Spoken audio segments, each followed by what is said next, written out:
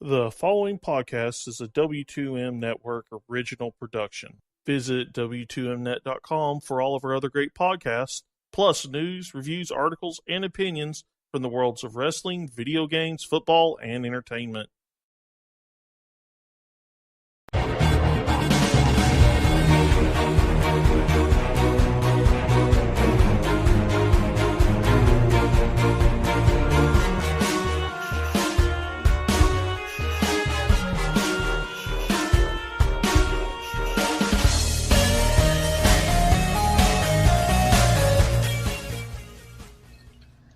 Hello and welcome to another episode of Video Games to the Max.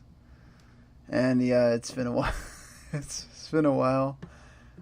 Not gonna go into what usually happens where we just talk forever about why it's been a while, but yeah, just stuff happens sometimes. But either way, there's a lot to talk about, a lot going on. So we probably won't actually talk about what we've been playing first. We're going to talk about the news because that's a little bit... I feel weird talking about games we're playing and we're talking about some kind of really kind of life issues with people. So, of course, here with me is Mr. Marc Morrison. Howdy. And before we start, get the normal stuff out of the way. That, of course, is the official W2Net.com video games podcast, and we are also in partnership with ForumMania.com, and last word on life as well. And yeah, I mean, it's weird because we tried to do this about 2 or 3 different times, and it's been a month now, so every time we were going to do it, been a different headline. There's going to be a much rosier headline the last time we were going to start, which was the Nintendo Direct, which we'll still cover that.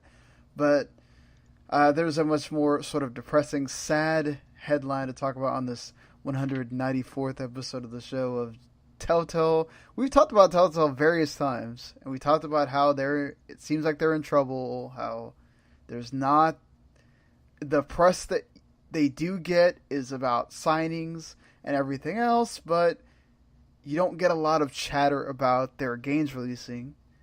And now they've had the final season of The Walking Dead release, technically the second episode, just released yesterday.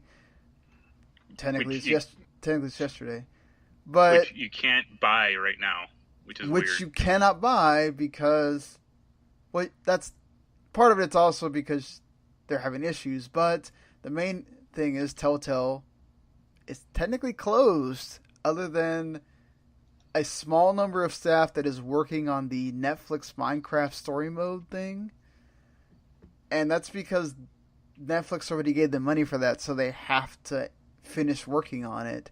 But the Stranger Things game is on hiatus, and it's going to be with another studio, and it may be a completely different thing, depending on who gets it. Wolf Among Us 2 is dead.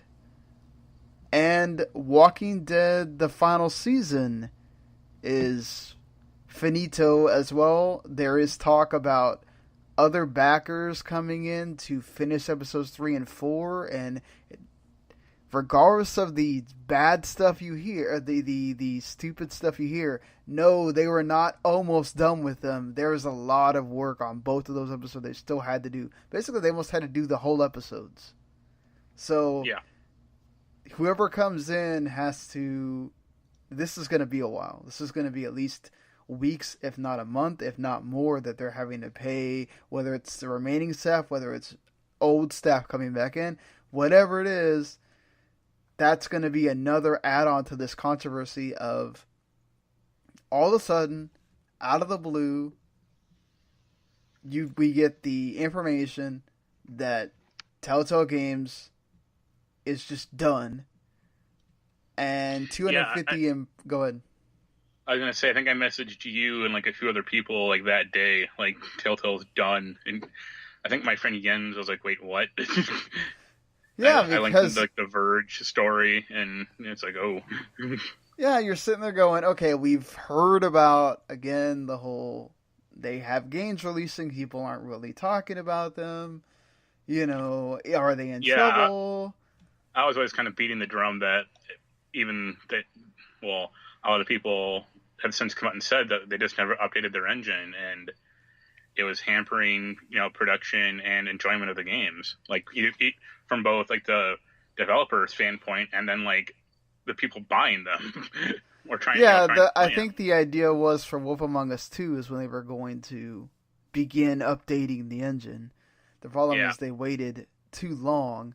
But let's just get in with the stuff that I gotta mention, and then we can just dive into this entire thing. So they laid off 250 people or more suddenly with no warning, nothing. Let me tell you, somebody that was part of a corporation shutting down a store, we got told months in advance. Then we kind of got lucky. The only good thing about the hurricane was, other than the fact that it really didn't impact Miami as big as they thought it was going to, was that the store was able to stay open for like 3 more months because of that. But other Kmarts that did get hit big time by the hurricane in the Keys, basically shut down for a while. So there's good and bad in the whole thing. We got told months in advance. The full-time employees got severance. Part-time, hey, at least you knew, go get another job. But still, these people didn't get any of that. They're getting no severance. Basically the whole studio's closing. And they're just out of a job all of a sudden.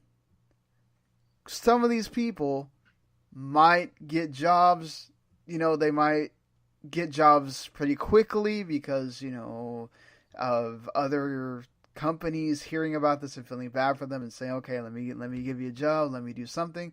And that's all great. But the thing is, these are real people with real families that are living in San Francisco, one of the most expensive places to live in America, and all of a sudden you're no work. Whatever the unemployment is not going to cover bullcrap, because I got unemployment that covers nothing. And it's like, I don't know how a company can't plan, like, what your books are, right? Like, why are you not reading the writing on the wall and starting to get ready for this, at least for the people that work for you? Well, there's two things. It reminds me a lot of, I saw someone talk about what happened to Gazillion, the guys who did Marvel Heroes, a few months ago, or like in March when that shut down, about how like similar the story was about having like a licensed property and then having to pay for all the licensing and that causing it. And then I also think about what happened to 38 Studios. Like when they shut down, that was kind of like very sudden, and a lot of lawsuits happened from that because of, like all the employees went in one day and they're like, okay, you have to go now. Like, we don't have any more money for you. Yeah, but that's also on Curt Schilling, right? Like, he knew what was going on. Senate candidate Curt Schilling. Yeah, like, I mean, the dude knew what was going on. They knew that they owed the freaking state of Rhode Island. Like, I guess, I think Variety said that, like, I think it was like Lionsgate and some other company were like in the process of infusing Telltale with more money, like right. The day before it happened, like the story broke, they were broke, and like they walked away from like the company, and that's what basically necessitated the bankruptcy. Well, Lionsgate had given them money before to do that. But it was like them and like some other, I think it was like some Korean company were going to like invest heavily into Telltale, and they just one company walked away in like the afternoon, the other one like walked away in the evening, and that was it.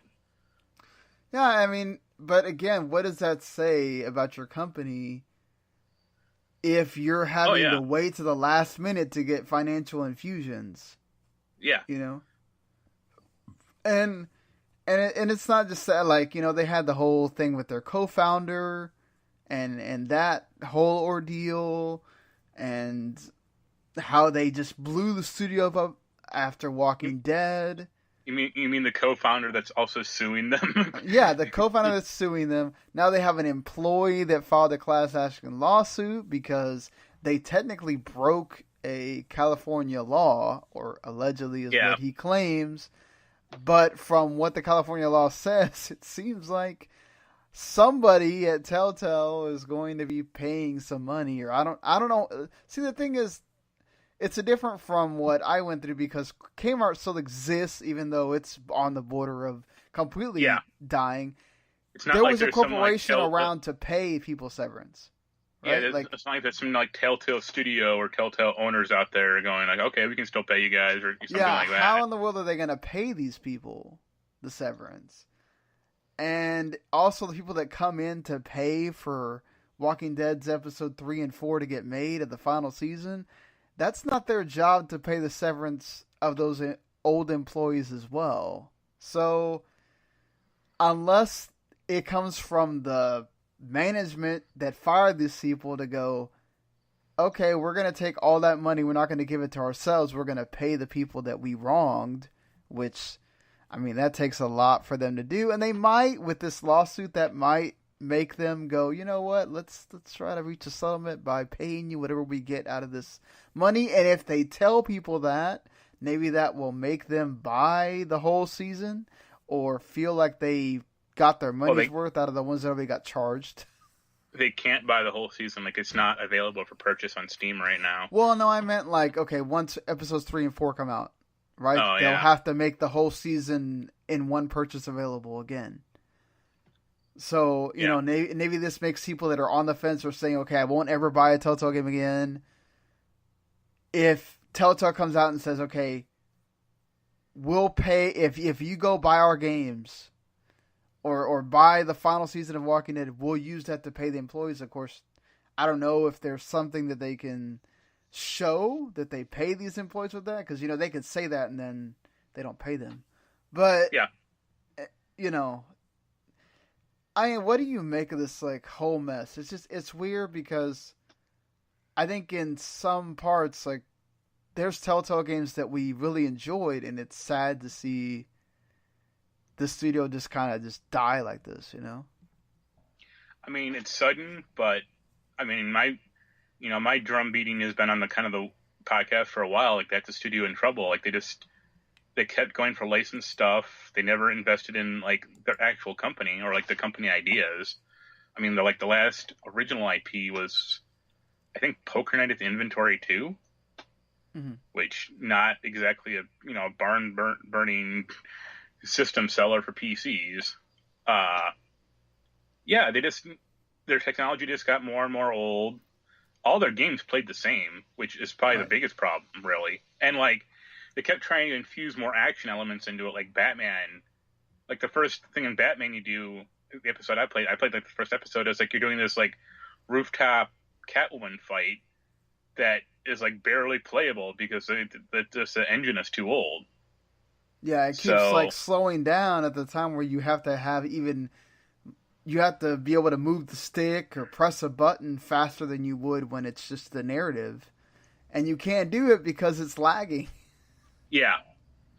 Like, I have a friend, a friend's husband used to work at Telltale he was working there for a while, and I think he left, I think in, like, November, when they had that, like, first layoff, or, like, around then, he's not Treyarch.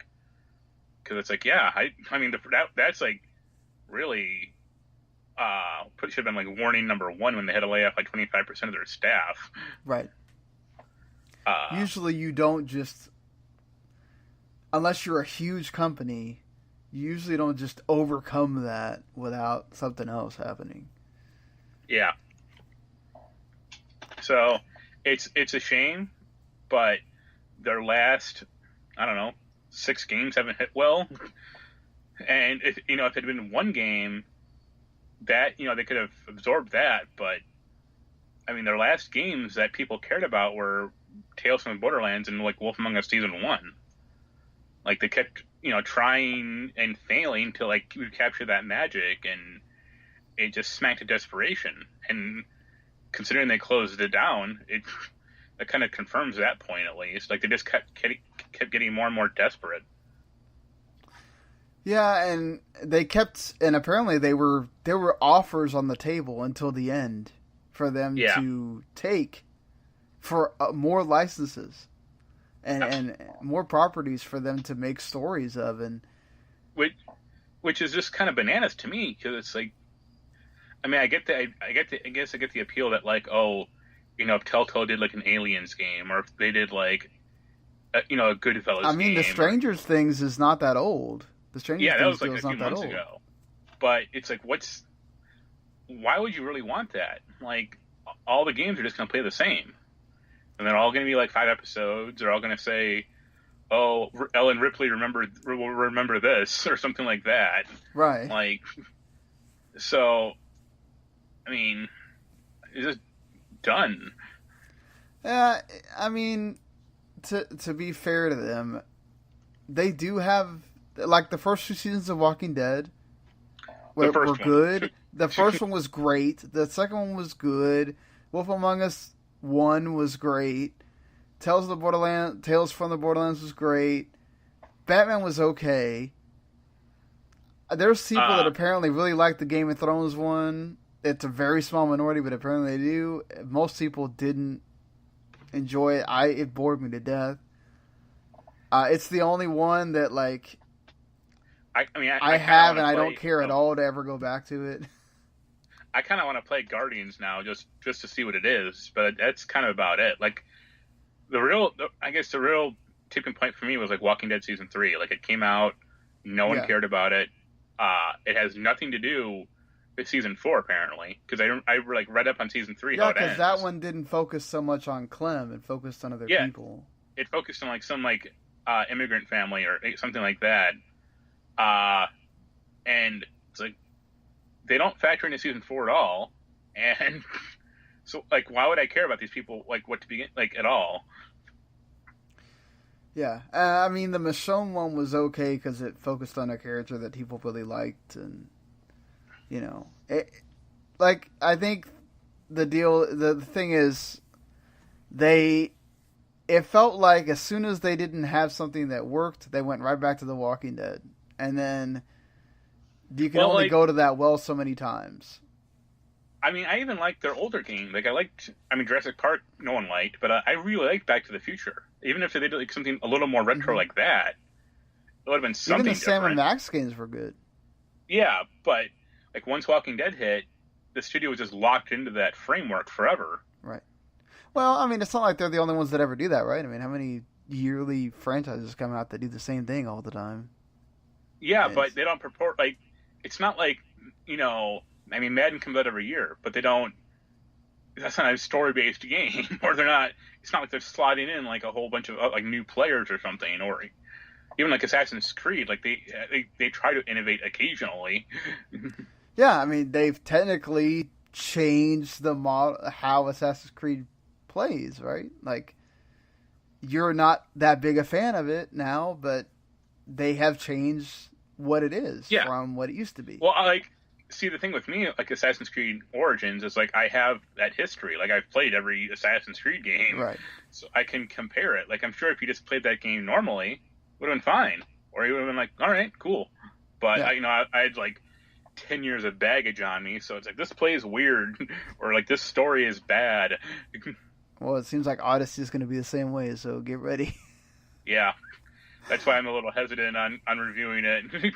But you know, that's the thing. Like, should they have innovated? I feel like yes. I feel like you brought in this different way of doing interactive storytelling.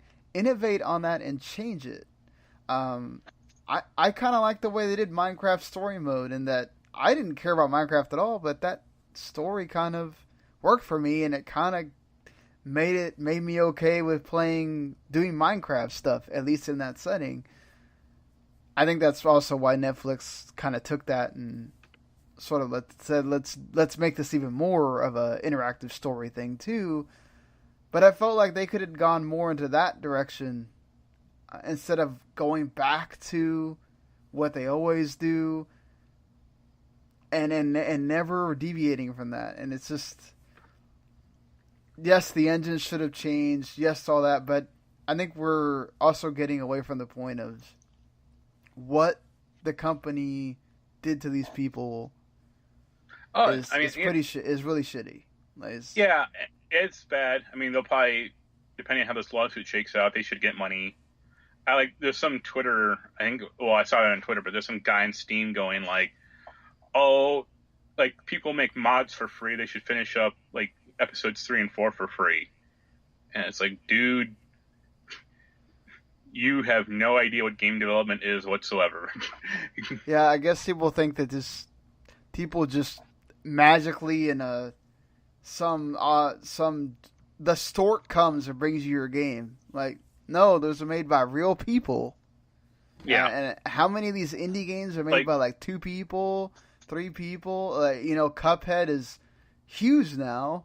Like, but it's a family that made that. Unless you want episode 3 and 4 to be made with stick figures, like this isn't. Yeah. It's not a realistic ambition or thought process. No, it's idiots. People that are just entitled and feel like, oh, well, I paid my money. Well, you paid your $40. You got 2 episodes. Technically, you're out $20, and you think that people are supposed to just come in for free and make you 2 games? I'm kind of curious about whether or not. I mean, they've done it before, but like if Steam and like Sony and Microsoft will issue like refunds for season 4. Technically, apparently, people have asked Sony, and Sony says, well, what we're hearing from people is that they're continuing to work on the game, so not right now. Like, 'cause I remember when that what is it? That Sam Jackson game, the ninja game. Yeah, the Afro Samurai. Afro Samurai 2. Like when that came out, like the first episode of season, or Afro Samurai 2 came out, that bombed horribly, and the season basically, or the developer apologized for it, and it was like, no, like we're gonna stop this. Yeah. No, it's just really shitty, and I think there's been a lot of people clamoring for it, and I think this might be the time to say, perhaps developers need to unionize. Perhaps we need to change the way that game development happens. Well, I mean, you didn't talk about it. I mean, if you want to bring it up or not, but like Capcom Vancouver shut down like a week and a half ago, and then like talk about that too. Go ahead. I think Big Fish. They're kind of like a casual game studio, but they just laid off like 15% of their people today. I think it was like 75 people or something. So, yeah, not a great time to work in a game industry, I guess. No, it's like this with the game industry as it is. It's just, okay, people come in, they start work on the game, and then, oh, well, we got to go into crunch because we got to get this game out in a month or 2, and we're going to hire more people to cover, and then all the people are out, or most of them are out, and then you keep some of them, and you go on to the next game or whatever, and the cycle keeps on. And I saw the some of like the comments like from other Telltale people, like about like working conditions, and they just sound like abhorrent, like cramming, like working 50-70 hour weeks, like overtime constantly, because that studio was a factory. Like they just kept crunching out shit constantly. There was no break whatsoever. Yeah, because they kept signing deals. It's like as soon as they were done with Walking Dead, whatever, they were on to the next game, and they were on to the next game, and it's like, good God, how could you continue to have that pace? Now, granted, studios, they all do this, right? Like EA with all their different sports games, and they all freaking come out within a 1 month span, 2 month span. So I can't imagine what that's like. They're go all ahead. Pretty much built on existing frameworks to begin with, and that was Telltale's problem too. Like they're all the same game engine, so that's why they all kind of play the same and look the same and are the same. But those are also backed by millions of dollars of deals. Yeah. From these, huge leagues, and EA has the reputation and has the financial backing. Well, yeah, they had this like the number of people that actually work on them too, or like the studio direction. That's their job, is to work on that series. So that one of the like Madden's like lead people, I think, left after the 2018 game came out, and that was like a big deal. But you don't really hear that often. Well, that's like why the WWE games are always shit, because that Yuke's team never gets any break. It's always have to be pumping out that game no matter what. Well, they also should have just stopped doing it with Ukes, but that's another story. It just, I mean, it's terrible what's happened to with these companies. You know, the Capcom Vancouver thing, you also kind of started seeing the writing on the wall when like Dead Rising 4 just didn't do anything. It didn't hit. Like, that's a shame because I actually like that game. Like, I like it probably the most of all the Dead Risings because it is people like fans of that series always wanted it to be tougher, and it's like, no, you guys are idiots. Like, I want this game to be easier or like more approachable at least.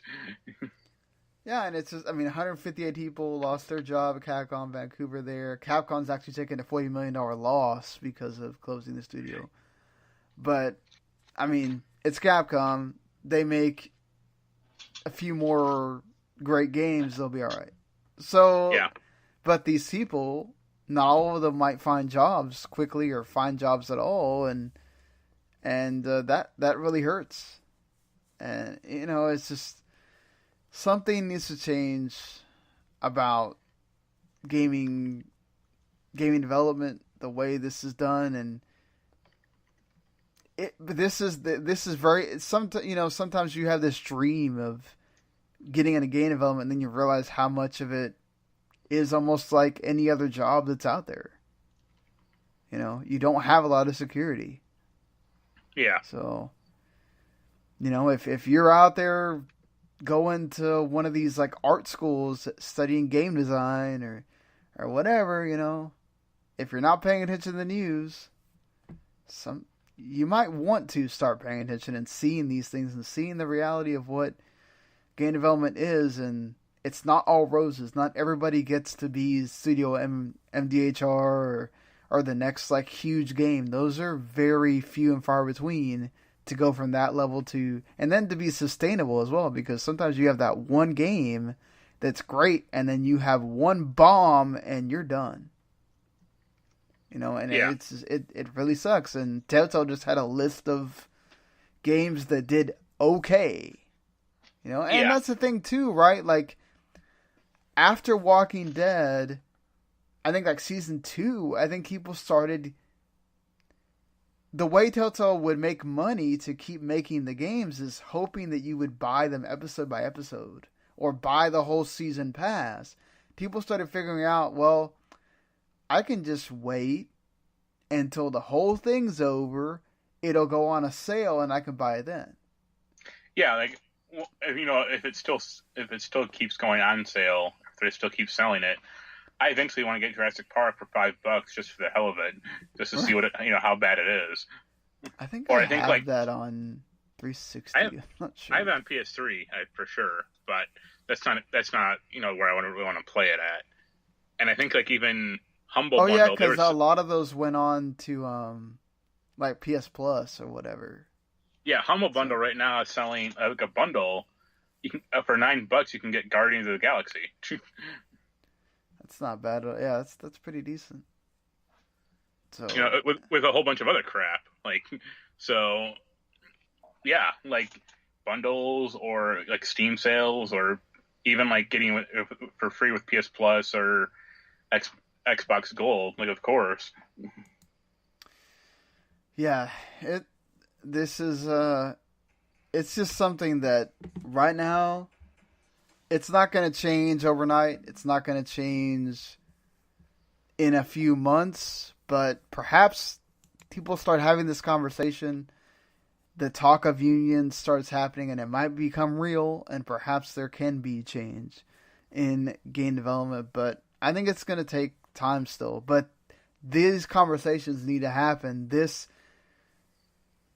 way we look at how games are developed needs to take a stand, and you can't have people being the idiots online that think that games just come in a vacuum and they just happen magically. Like, people are making these games just like people work on other things that you make, just like the movies that you watch, the books that you read, the albums that you listen to, or songs or whatever. All those are made by people, right? So you should think of the gaming the same way. And, whether you like to watch your game on Twitch or actually play them, it's up to you, but remember you're costing these people money. So, we could have the whole podcast about this, but we've talked about it for 30 minutes. And I feel like, we do have other stuff we got to get to. Again, this will probably, throughout the whole week, will continue to be a thing. Next week and so on. If this lawsuit goes on, they want it to be trial by jury, so this lawsuit could go on for a while, especially if they stand firm and don't settle or anything like that. It could be happening. I imagine some company is just going to buy out Telltale's assets. I'm thinking THQ, and pay off everyone. You think THQ Nordic will keep doing their thing and buying stuff? They haven't stopped so far. Yeah, it could be either that or Koch Media. They're the ones that have been sort of buying things. Isn't that THQ? No, they're the ones that are that own Deep Silver, and they do the Saints Row, and they put out the freaking Kingdom Come game. Okay. So yeah, they own a bunch of those different studios. So they do the PR for Devolver Digital. THQ does own Koch Media. That's right. They merged or whatever, right? Yeah. That's right. That's what I was thinking. Yeah. I forgot about that. So yeah, I mean, and then there's even more. This is the week of controversy. Now this is really stupid, but I'm gonna throw this in there just to get it over with. So there's been a stupid, really, really dumb controversy about Total War Rome 2. People review bombing it on Steam because they are not happy about a female general spawning more than they should because it's not historically accurate. And I don't know if it's so much historically accurate as people getting mad about the fact that there's female generals in their game, but I mean, there were female generals back in those days. It's just as always a bunch of guys who can't get laid, angry at women. Yeah, it's the same thing of what I think Battlefield. When they showed the woman on the cover, all of a sudden that game didn't make as much money. I see that as somewhat different.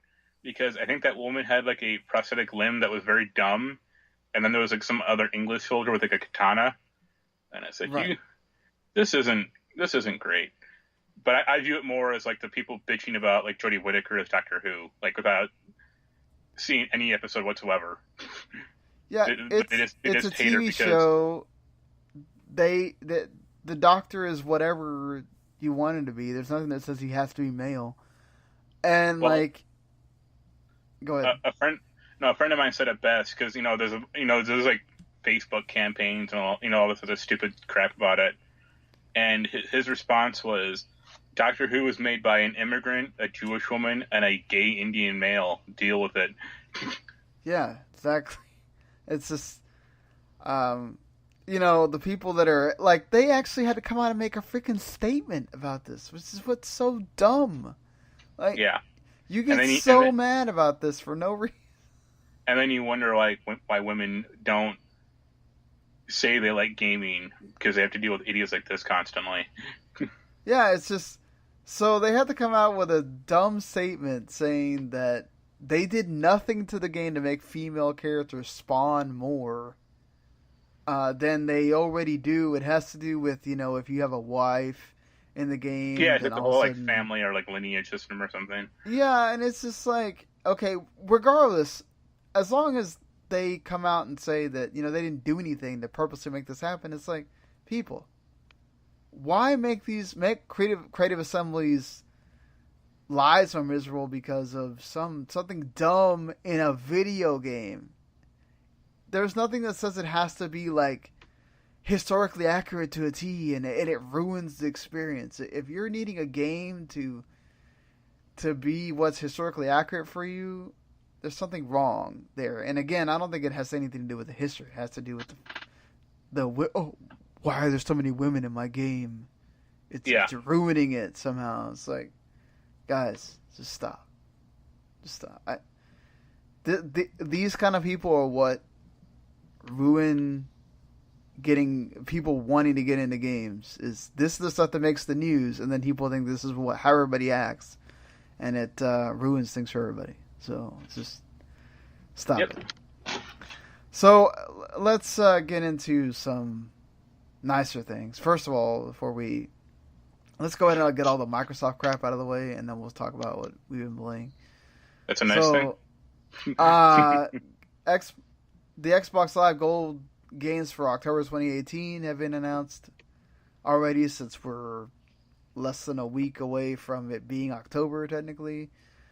Hitman Blood Money is coming to Xbox 360, along with Victor Vran.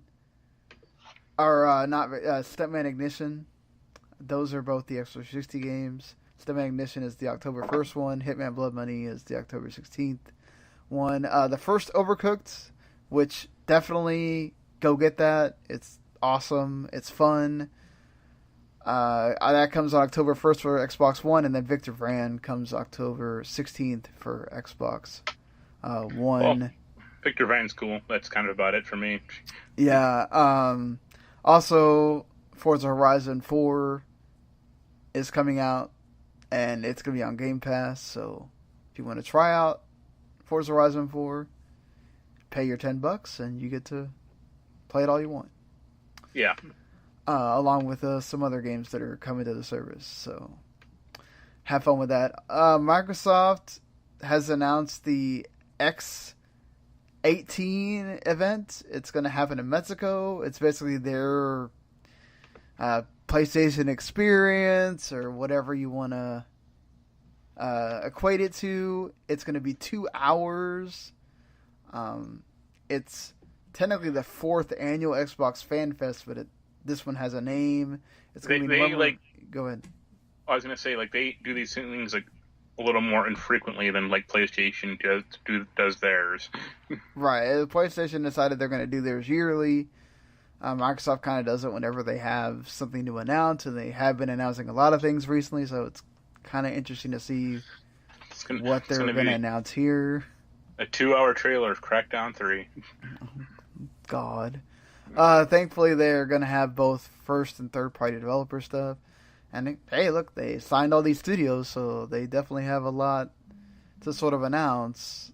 And they're also bringing mouse and keyboard support to the... They're going to announce a We Happy Few sequel.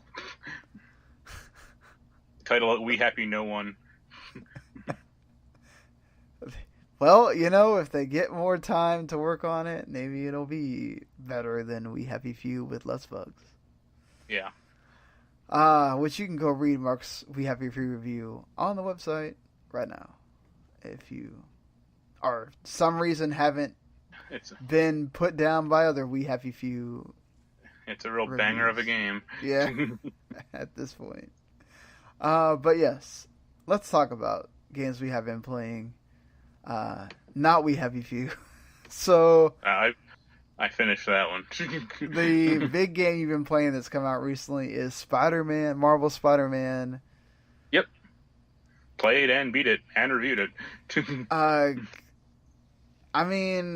So does it live up to the hype? Are you feeling the Game of the Year contender noise that is out there? I would say God of War is probably a better overall experience, but Spider-Man is way up there, or is number 2 for me. So what makes it great for you? The swinging is good. The story is really good, surprisingly. It humanizes some of the villains.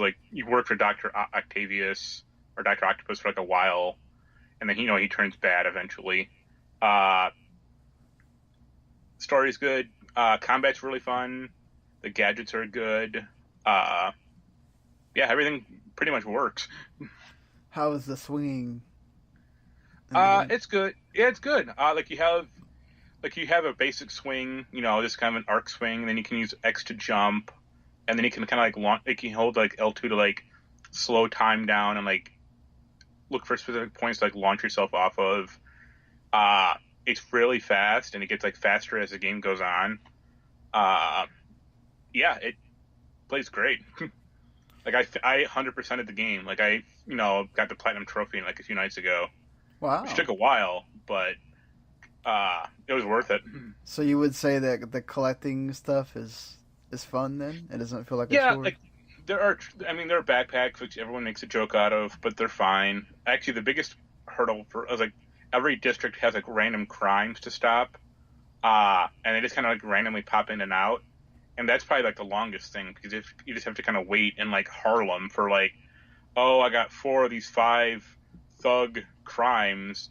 I just have to wait on this 5th one to pop, and that'll be finished.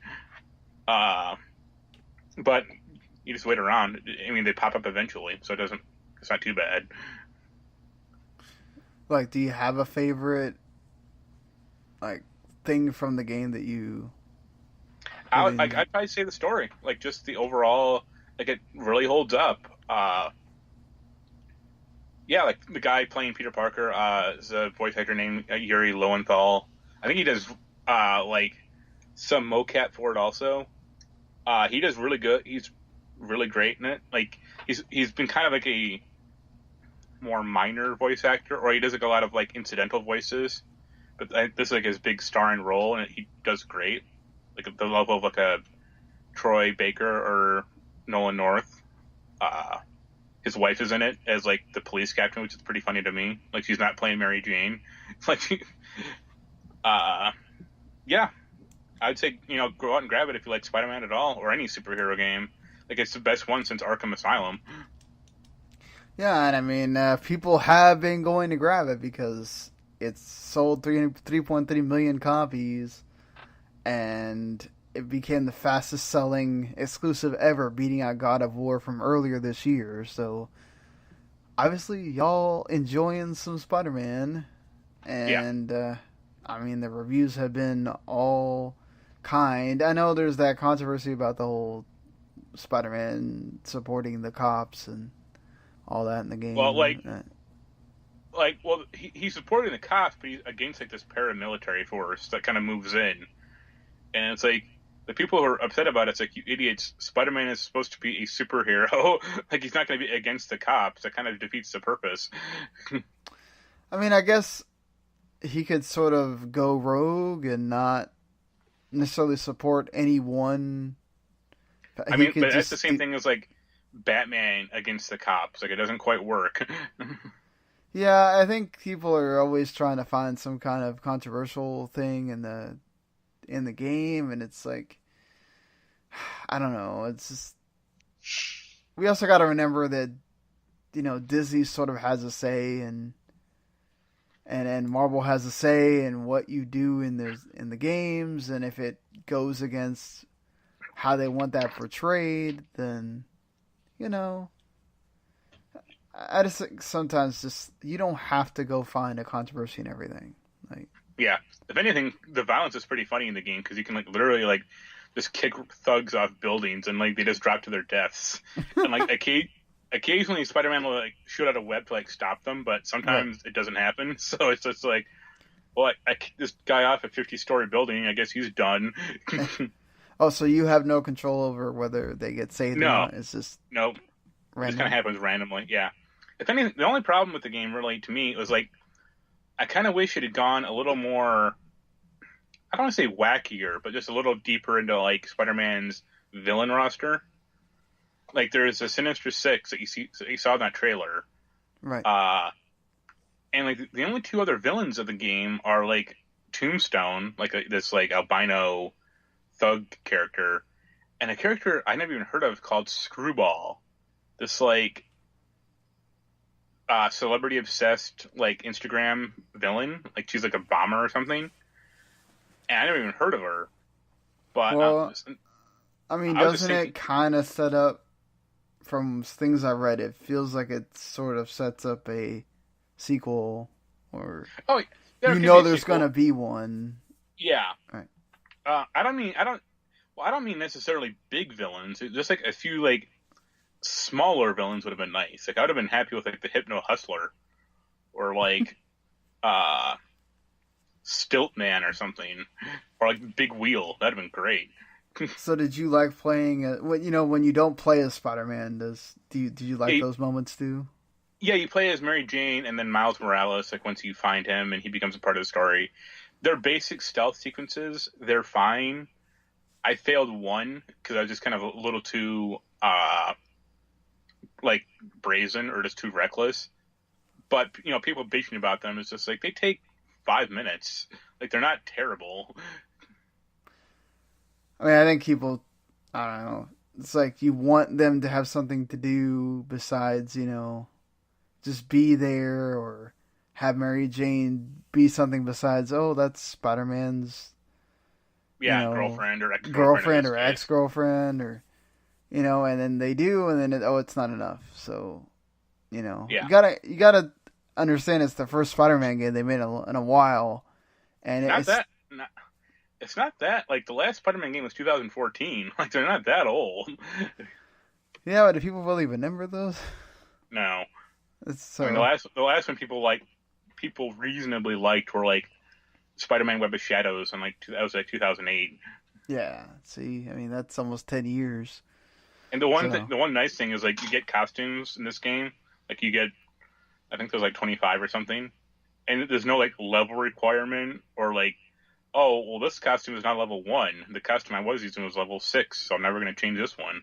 And this one they're just cosmetic skins, so it doesn't, who cares? Yeah, so you can just wear the favorite one, or yeah, change them around, or so you excited for the DLCs that are coming, or? I'm keeping the game installed, so yeah. Well, yeah, I mean, there's a lot to go into Spider-Man, and the review will be posted at least by Friday, so you'll be able to read it pretty soon. And if not, there's many more reviews out there for Spider-Man, so, take your pick at that point. I'm not going to be an idiot. There's other places out there. So, any kind of final things to say about Yakuza Kiwami 2 or the new WoW expansion? We talked about those a few times, so... Kiwami 2's more Yakuza for that ass. Like, it's fine, but I think there are parts that are a little cheap, like the karaoke. Like, it does, like, one new song, and, like, all the rest are, like, reuses of older ones. But it's fine. Like, whatever. WoW is a little different. Like, because the first week that came out, people were, like, excited and happy. And since then, like, the perception has really changed. Like, it's been pretty negative so far. And, like, it's just kind of weird. Like, most of the stuff they introduced in the expansion doesn't work at all correctly. So, it's just not fun to play. Is that something that they can change, or is it kind of just, it's stuck that way? They're kind of core systems. So, if they didn't want to change it, it'd be a pretty big overhaul. Like, the stupid necklace you get, like, it just doesn't work as a time sink or, like, what they want. Because, like, the thing with, like, the old weapon system and, like, Legion was you directly leveled it up and you unlocked new... It was almost like a sphere grid, or, like, it had a skill tree for the weapon itself. So you were unlocking new nodes for it. This is just like, all right, I leveled up my necklace, and now it unlocks, like, this level on my headpiece. Go pick one of these random...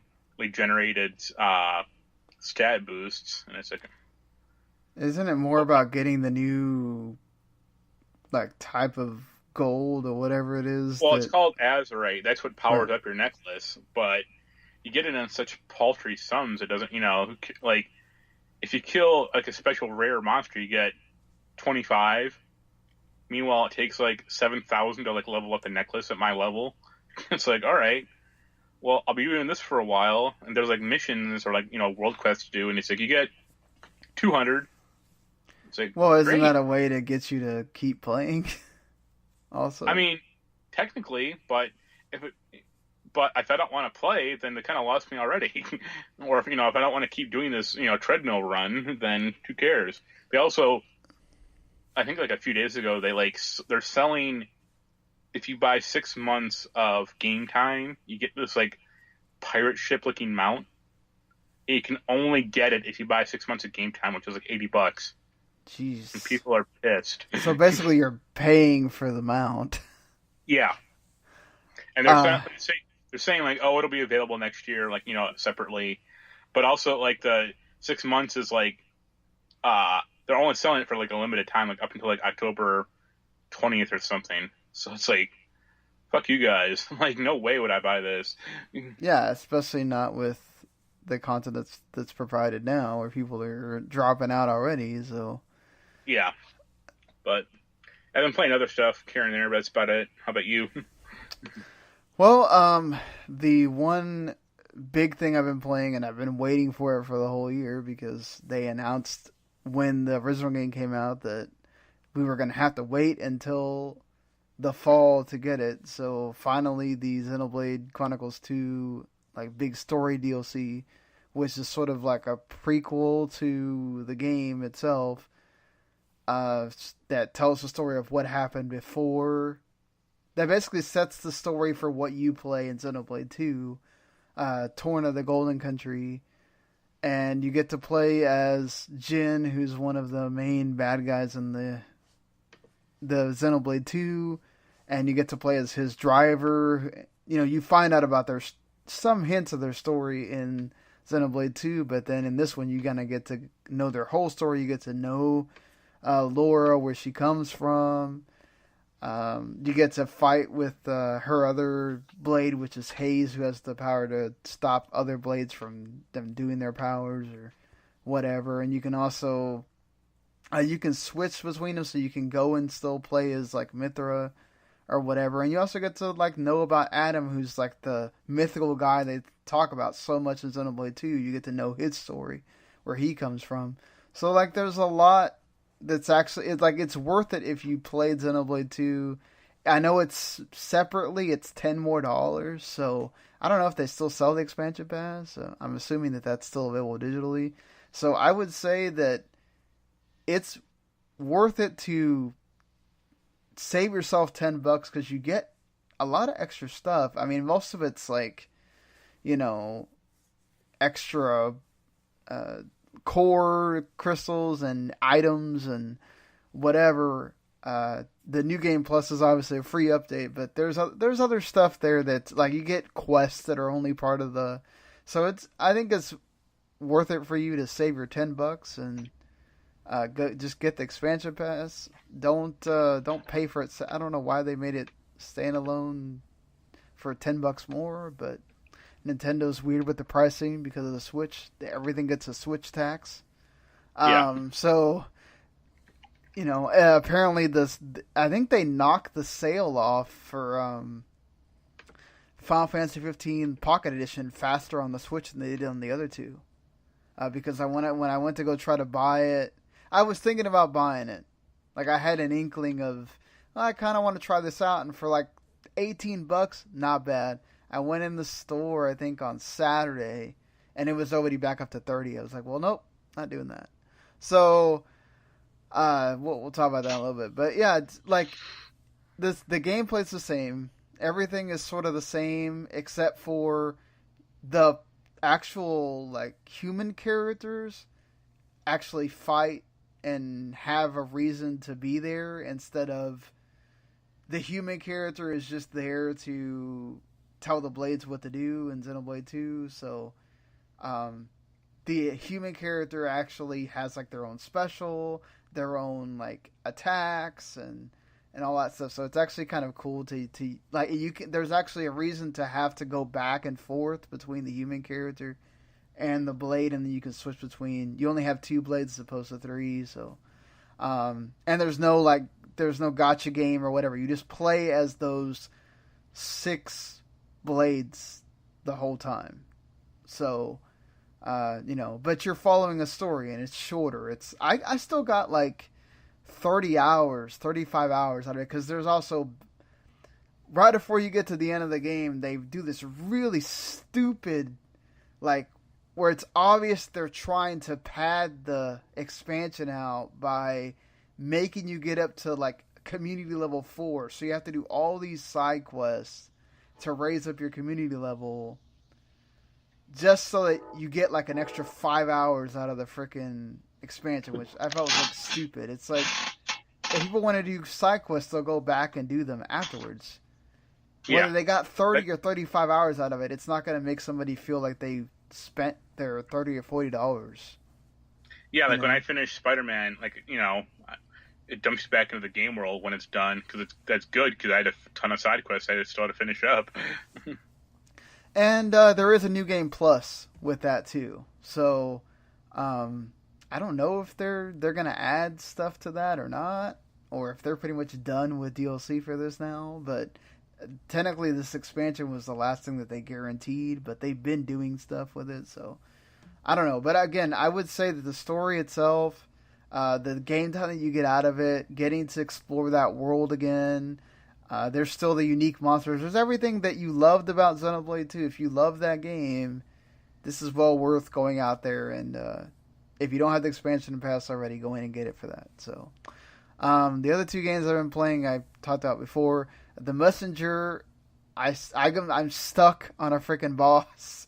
I don't know how long I have left till you get to the part where it turns into 16-bit and goes into Metroidvania, but I'm stuck on this boss that I've been stuck on for like 2 days. I figured out the pattern, but she keeps killing me right when I'm about to kill her, so I just gotta figure it out. Yeah, I gotta get better. I keep feeling like I figure out the pattern, and then all of a sudden I get killed anyway.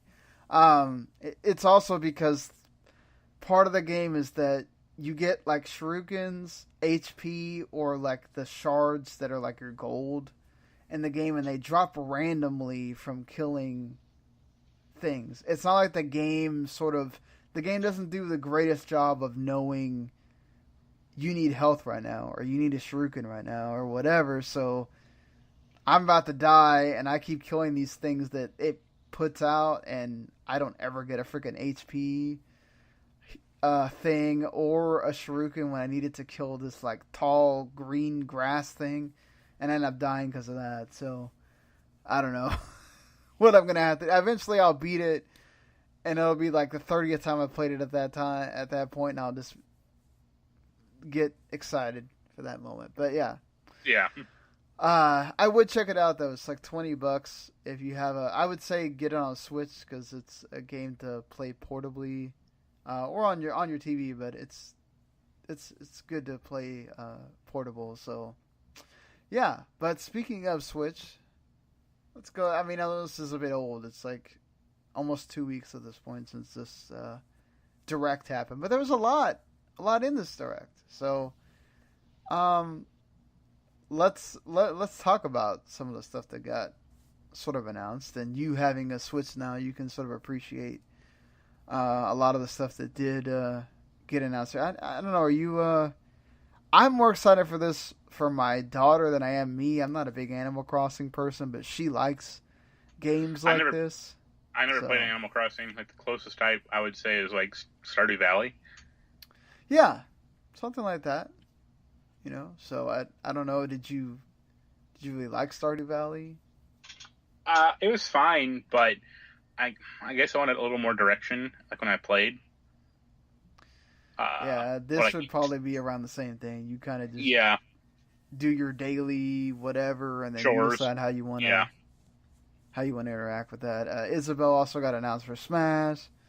I'm sure they'll still have many more characters announced for Smash. Luigi Mansion 3, which is kind of a total out of there announcement because as a cell phone goes off. That's my alarm. So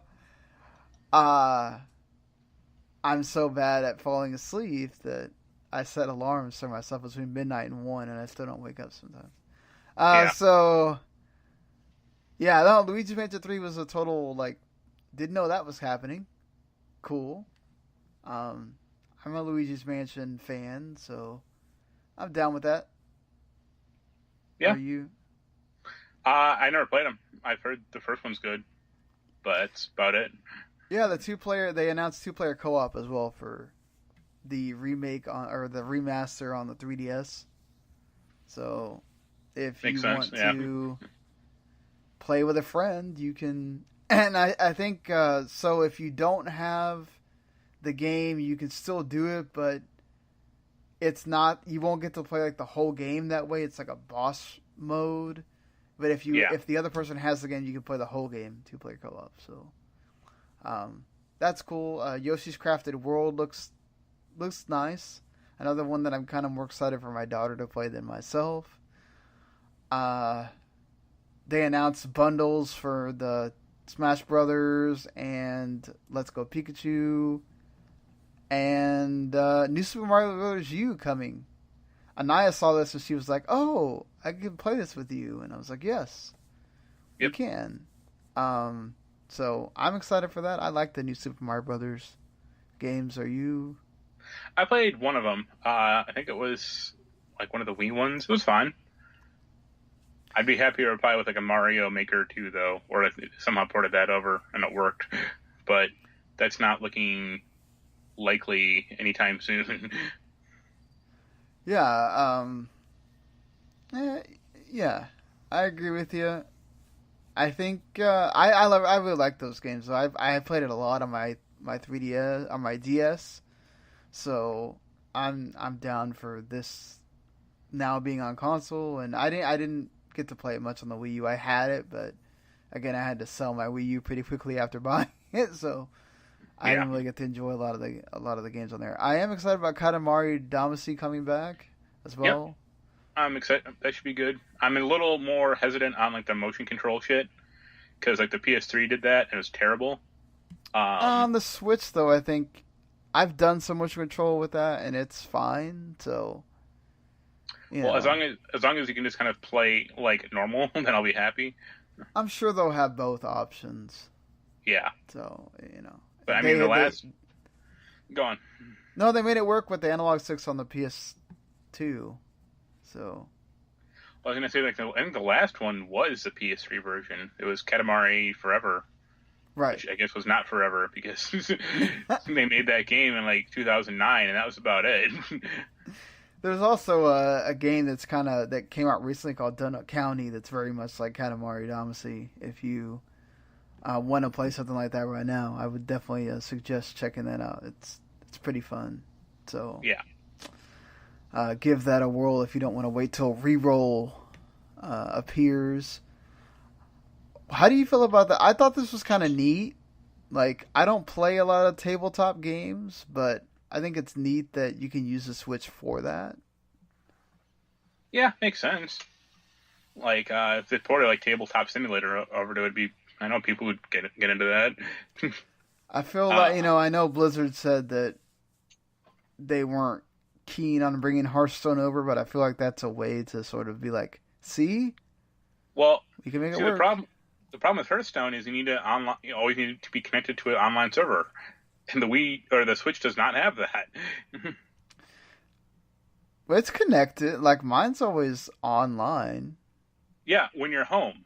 Now right. When you go out. There's no like phone cellular network for the Switch, or if you go to the bus stop, you're 50 feet from your home, it loses connection. Yeah, but there's so many places that have Wi-Fi now. I mean, if you live in a city, if you live in a rural area, then. But I think that's the problem with Japan's getting these some higher end games are getting streaming versions like Assassin's Creed Origins and like Resident Evil 7, and American fans are like, why don't we get that? It's because it's like America doesn't have a streaming network.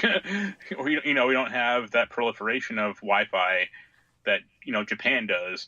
Right. You have that in the big cities, but again, you go out to the country or go out to a smaller city, you don't have that. So right.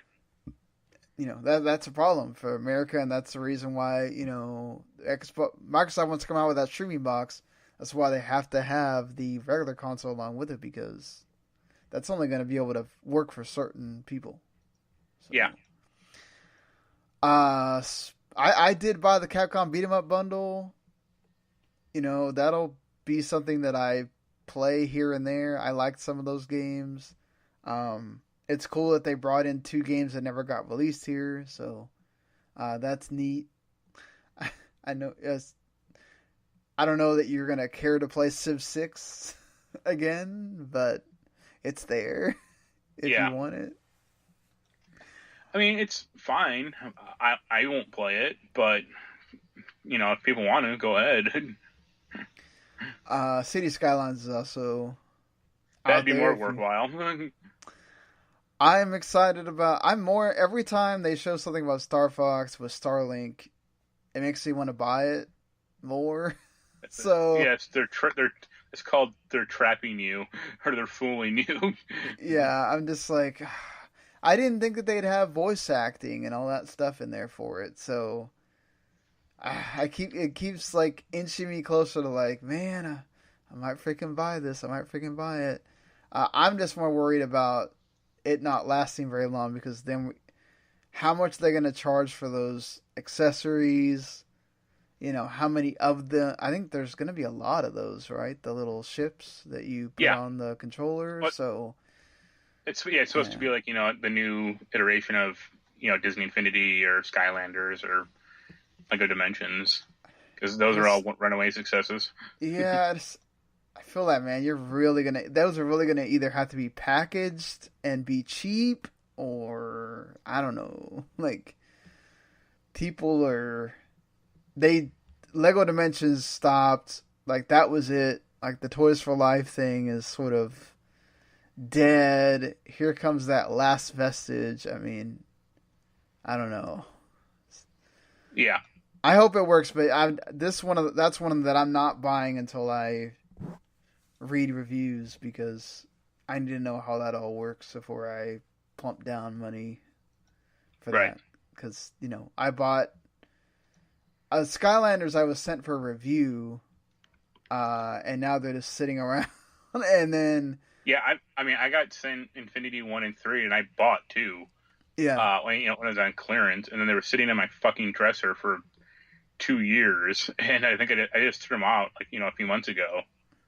I kept going back and forth between. I had bought 1 and 2 at launch, pretty much, and then because they hooked me with the Marvel for 2, and then I wound up like playing that for a little bit, and then not playing it again, and then they started doing all the updates after I'd already traded it in, and then 3, I think by the time I had made the decision to go, I might buy it, that's when they closed it.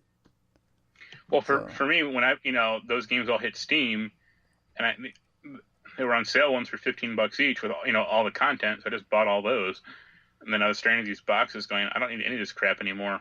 And it was funny because a friend of mine was like, he was kind of outraged. He was like, "Oh, you should just send it to me." I'm like, why? Like, you could buy all this stuff for $5 on Amazon or something. Like, it's fine. Or he's like, you could have donated it. I'm like, I'm sure Goodwills are clogged up with this crap already. Right. They don't need it. But the sad part is, at least with Infinity, like, the game was good. Like, the core game was still fine.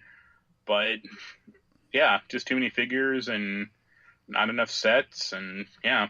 Yeah. I mean, people really like the toy box mode, but again, it's like, once they hit PC, too, it was easier to do that on there as well.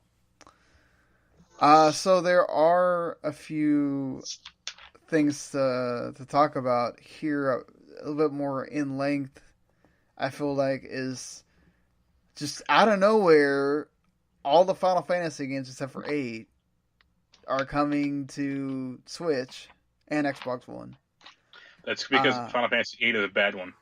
Well, it's also because apparently licensing for that song and Eyes on Me, and also it doesn't have a remaster on the PS4.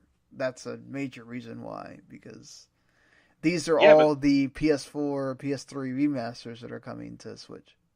Yeah, but they're like the PS4 remaster is based on the PC version, and they definitely did the PC version for Final Fantasy 8. Like, well, not the that hard. PC version of, I think the PC version of 7 and 9 got updated, whereas the one for 8 really hasn't. So I think it's also still that song being licensed and whatever too. But because 8 has enough fans where they could justify doing it. No, 8 did get a little remastered. Like, they have like new features in 8. Oh, okay. But my further point is 8's a bad game. So There's a lot of people that will. I agree with you that I wasn't the biggest fan of 8.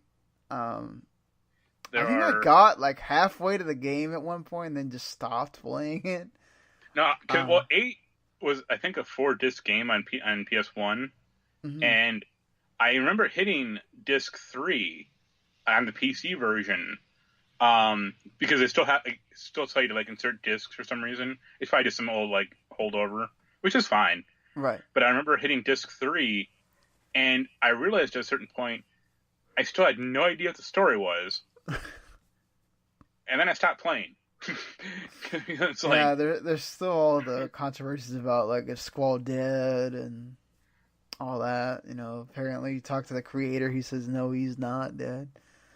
So 7 and 10. I can't speak on 9. 7 and 10 also have somewhat bad stories, but you can follow them well enough. But 8 was just a confusing mess for like most of the game.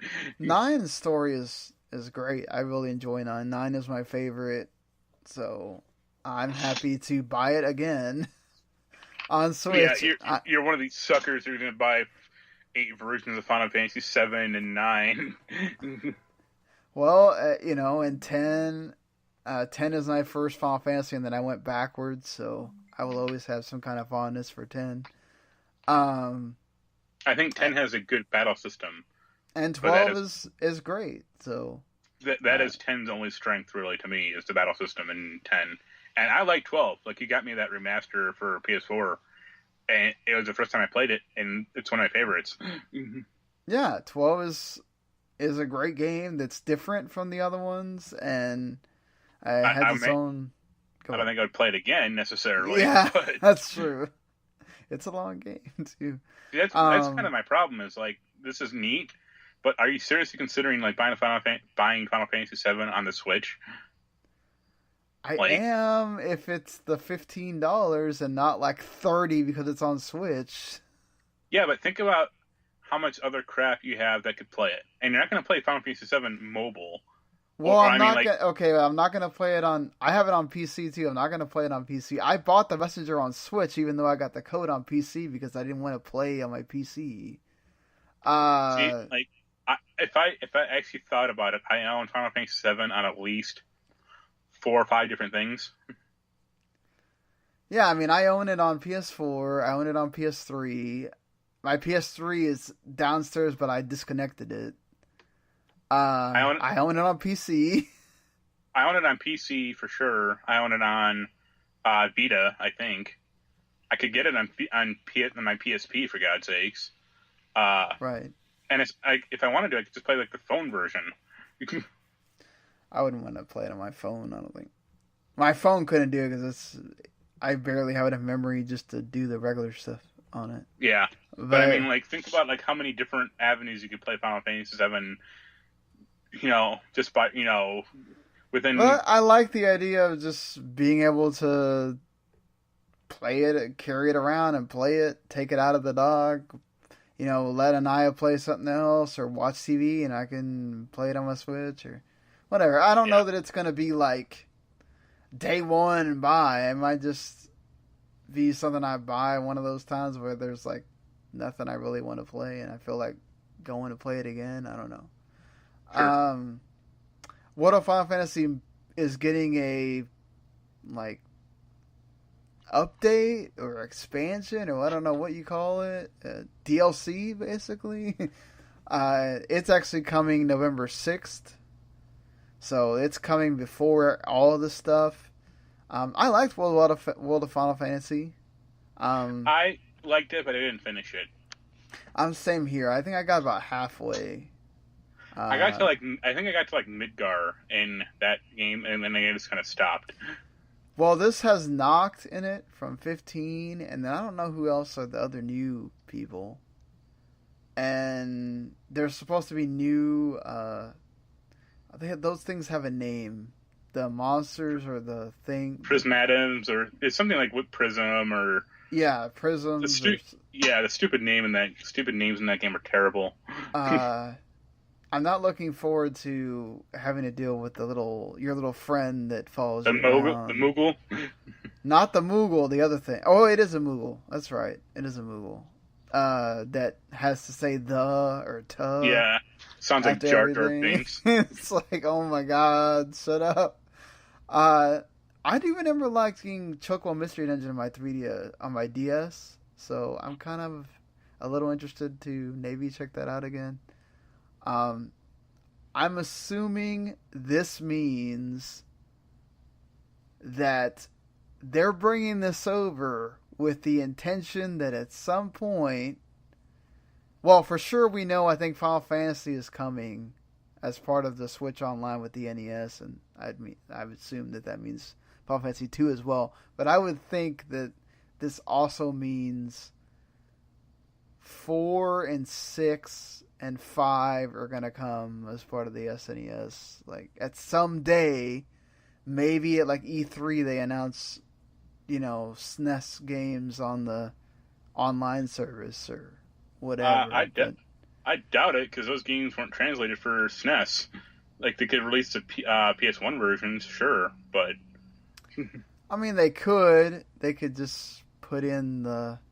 I mean, they're adding freaking online play to these games. They can do whatever. Yeah, but they're adding online game, like... What's the online gameplay of Final Fantasy IV going to be? Like, it's a single-player game. Well, but they added... Okay, so they put in Final Fantasy VI to the SNES Classic, right? They put in Final Fantasy III, I think. Well, that's 6. It's just 3 Yeah, in America. I know, But... I mean, they could just offer it, on the service. But you're wanting every Final Fantasy, and they're just not going to do that, because most of them weren't translated to America in that format. Well, they'll just put Final Fantasy 2 and 3 and call it Final Fantasy 2 and 3, but we know it's 4 and 6. Yeah, I mean, that's fine, but... I mean, I don't know that we're going to get 3 and 5. No. Because those were PS... 3 was on the DS only, and then now it's on PC, and then 5 is on PS1, and then everything else, so... Yeah.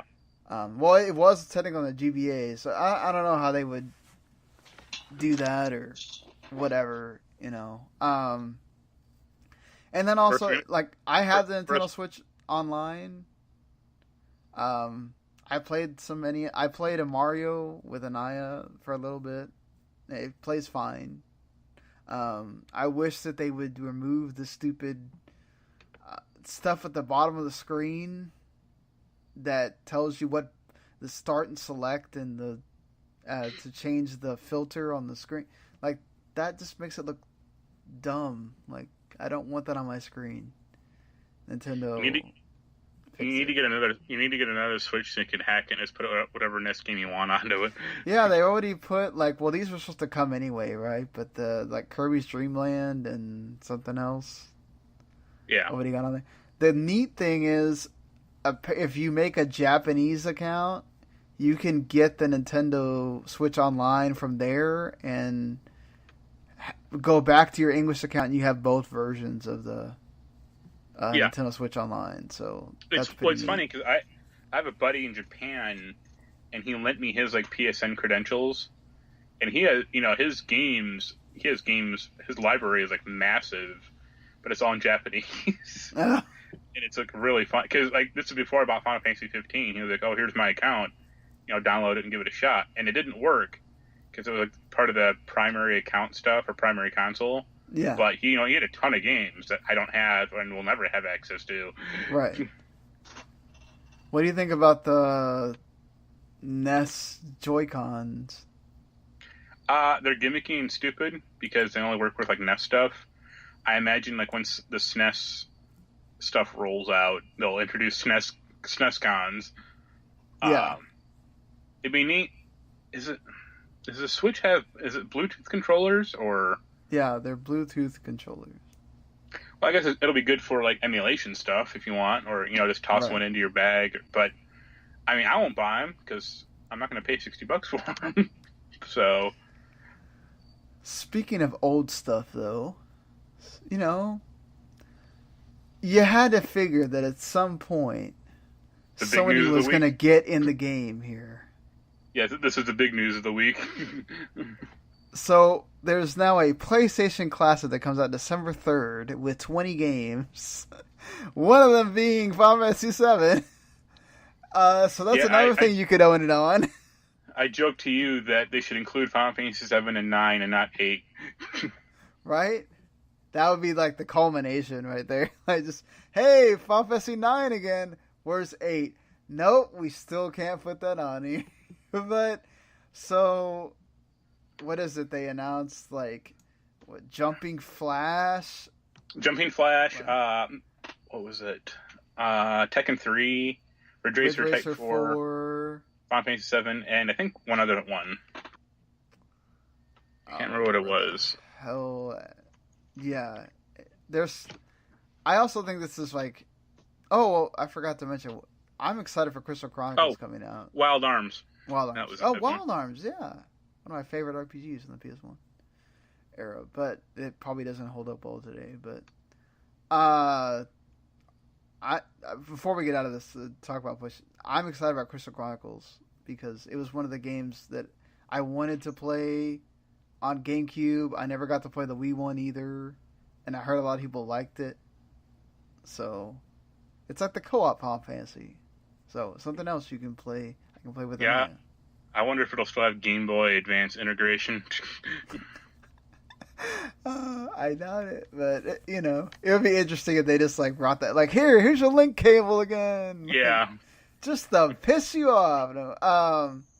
So the PlayStation Classic is pretty much like the SNES Classic and NES Classic. There's not supposed to be games that you're able to add in, but it's not going to take very long for people to hack this thing. It's small. It connects via HDMI and USB cable. There's no AC adapter included, so if you want to plug it into a wall, you got to buy that separately. See, the reason they do that is because of the Japanese law, I think. Yeah. Because I don't know if it's still like that. Also, it supports freaking wall. You mean like your iPhone wall charger can make it work? So I mean, or use like your SNES or NES Classic charger. Yeah. So it's like unless all your TVs in your house do not have USB, then I don't know what to tell you. It's like at this point, you probably need to have at least one TV that has some kind of USB in it. Yeah. This is the world we live in now. But so, my column on 411 was about this. But, what are, 3 or 4 necessary games for you to buy this thing? Because I've actually pre-ordered 2 of them. I don't know that... it's the same thing with the other ones. My problem with this would be I'd have it, and then would I wind up being a waste of money because would I really play any of these? The only reason I'd want to is because, I'm not going to lie. I have most of the library of those consoles on my PC emulator, right? But I don't want to sit there and play them on my PC, so they're just there. I never really play them. They're just there. So my deal would be to get to play it as in a console form, and Wild Arms is one of those games that has me kind of like, I want to play that again. I don't know, if they announce Xenogears or something, I think that would get me. I don't think they will, but I'm trying to I hope to God they don't, but I have a feeling they're gonna either Spiral or Crash is gonna be on this. I would assume one of those, but it's kind of what's the point? I know, but you could say the same thing with Final Fantasy VII, right? What's the point? You can play it on every fucking other thing. Yeah, but that remake is going to be out for 10 years. So that's the reason why. Right, but you can play on your PS4. I know this is for casual gamers, I guess. But God, I got to think about it. For PS1, by that point, I was all about the RPGs. So I didn't play a lot of the other stuff that came out. So there was not a whole lot of outside of RPGs that you could start rattling off games and I'd be like, all right, cool, whatever. But I don't know, they would grab me Um, I don't know what are. I know you had your list. I forgot to read it. No, I think my four were like Suikoden 2, Yeah. Tomba, which I still love. What else? Damn, Castlevania, Symphony of the Night. Yeah, Symphony of the Night I feel like it's gonna be on here. And ironically, this got rated for a PS4 also,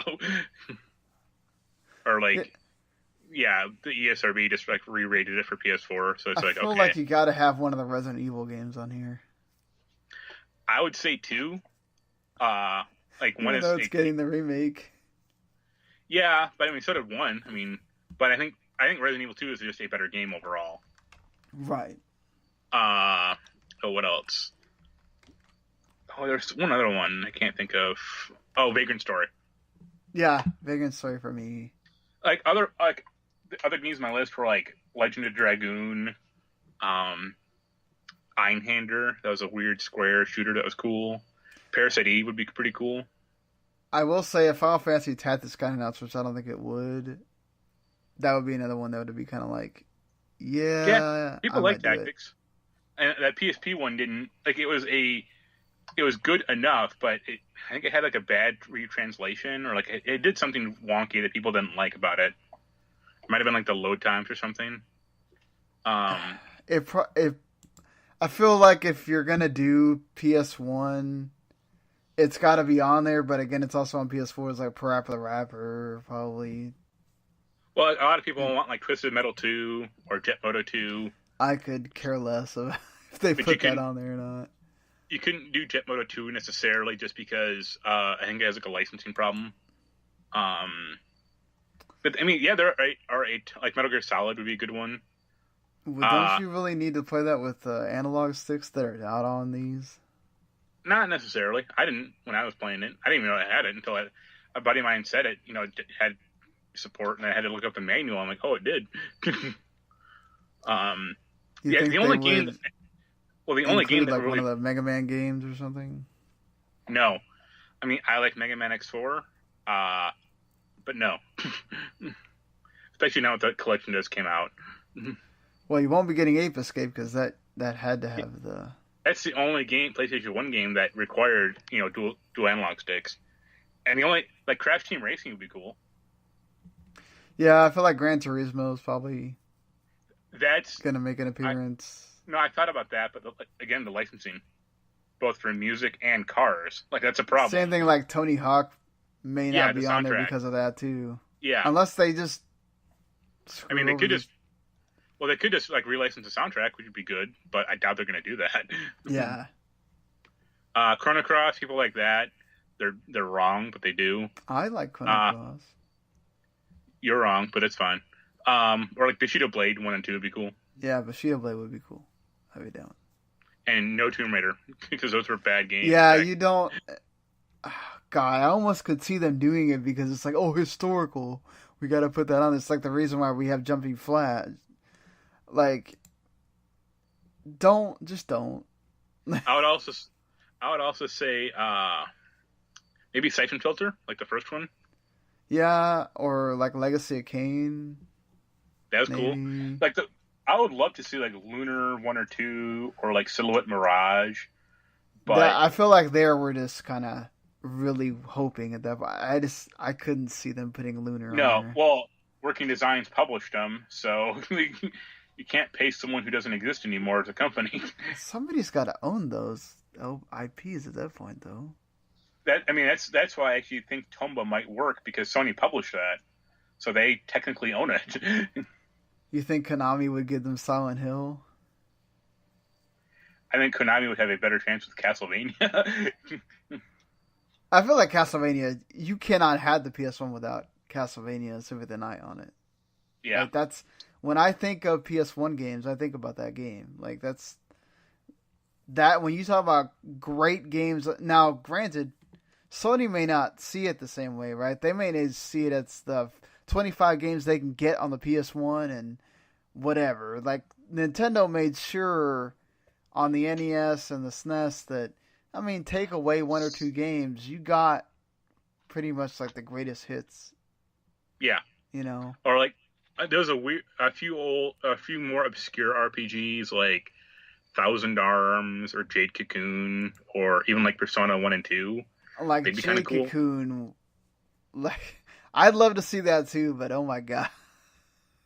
See, my big question for this thing really is like, what's the chip in it, or like what's the little console, and how much space is it going to have? Because like a NES ROM is 200 kilobytes. A Super Nintendo ROM is about 2 megabytes. A PlayStation 1 game is 650 megabytes. So I mean, they can compress it a little. It depends on the game. But if you're talking like Final Fantasy VII from the PlayStation 1, that was 3 discs of one, for one game. So how much storage is this thing going to have on it? Is it going to be like a 64 gigabyte flash chip, like flash memory chip, or 32 gigabytes, or what? Because if it's 64 gigabytes, you have a lot of room to play around with for putting like additional games on it, or saying fuck you to Tekken 3 and putting like a good fighting game on it. Well, they're not going to.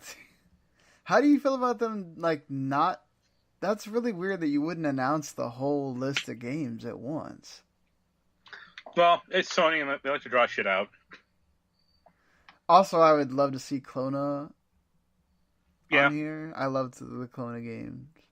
So, or like Bust a Groove or Bust a Move, one of those two. Yeah, I could see that. Or IQ, Intelligence Cube. I could see that one too if they want to add variety. The one game that I really want they won't add is Pepsi Man. No. It's too good of a game for that system. That's exactly why they're not gonna. But speaking of, we're not done with minis because at one point there was supposed to be a Sega Mega Drive Mini.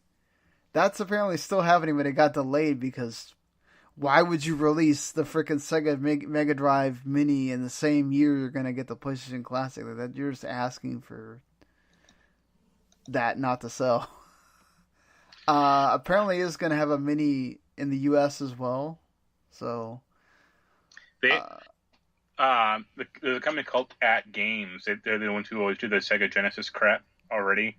They announced a Legends flashback earlier tonight. Also, it's in a Genesis 3 shell, and it's using Genesis controllers, and it's going to have games from like Mega Man 1 and 2.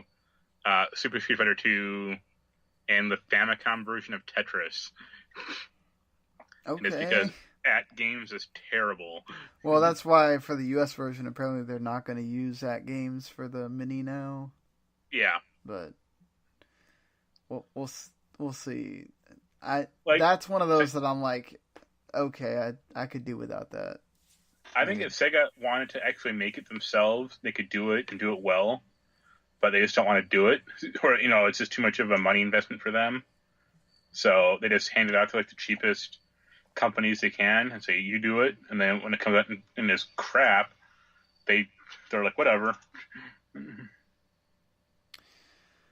Yeah, but I mean, they've got games that they're Valkyria Chronicles 4 just came out. I mean, they've got things that their Persona dancing games are coming at the end of the year, so. They've got things that they're doing. So it's not like they just have time to dedicate to that or whatever. But hey, so what's Sega do right now? Speaking of more old stuff with Sony, where we got out of this, the PlayStation Vita will soon end production in Japan. They're going to produce it until 2019, and after that, they're going to end shipping on it. And there is no plans for another handheld device.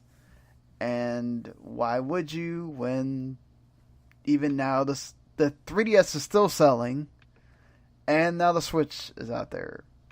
So I just don't know. You'd be fighting a really big uphill battle. Just focus on what you do well. I mean, Sony never really got behind the PSP well, and then they further didn't get behind the Vita well. Like, that was a worse proposition. So I can imagine if they did a third handheld console.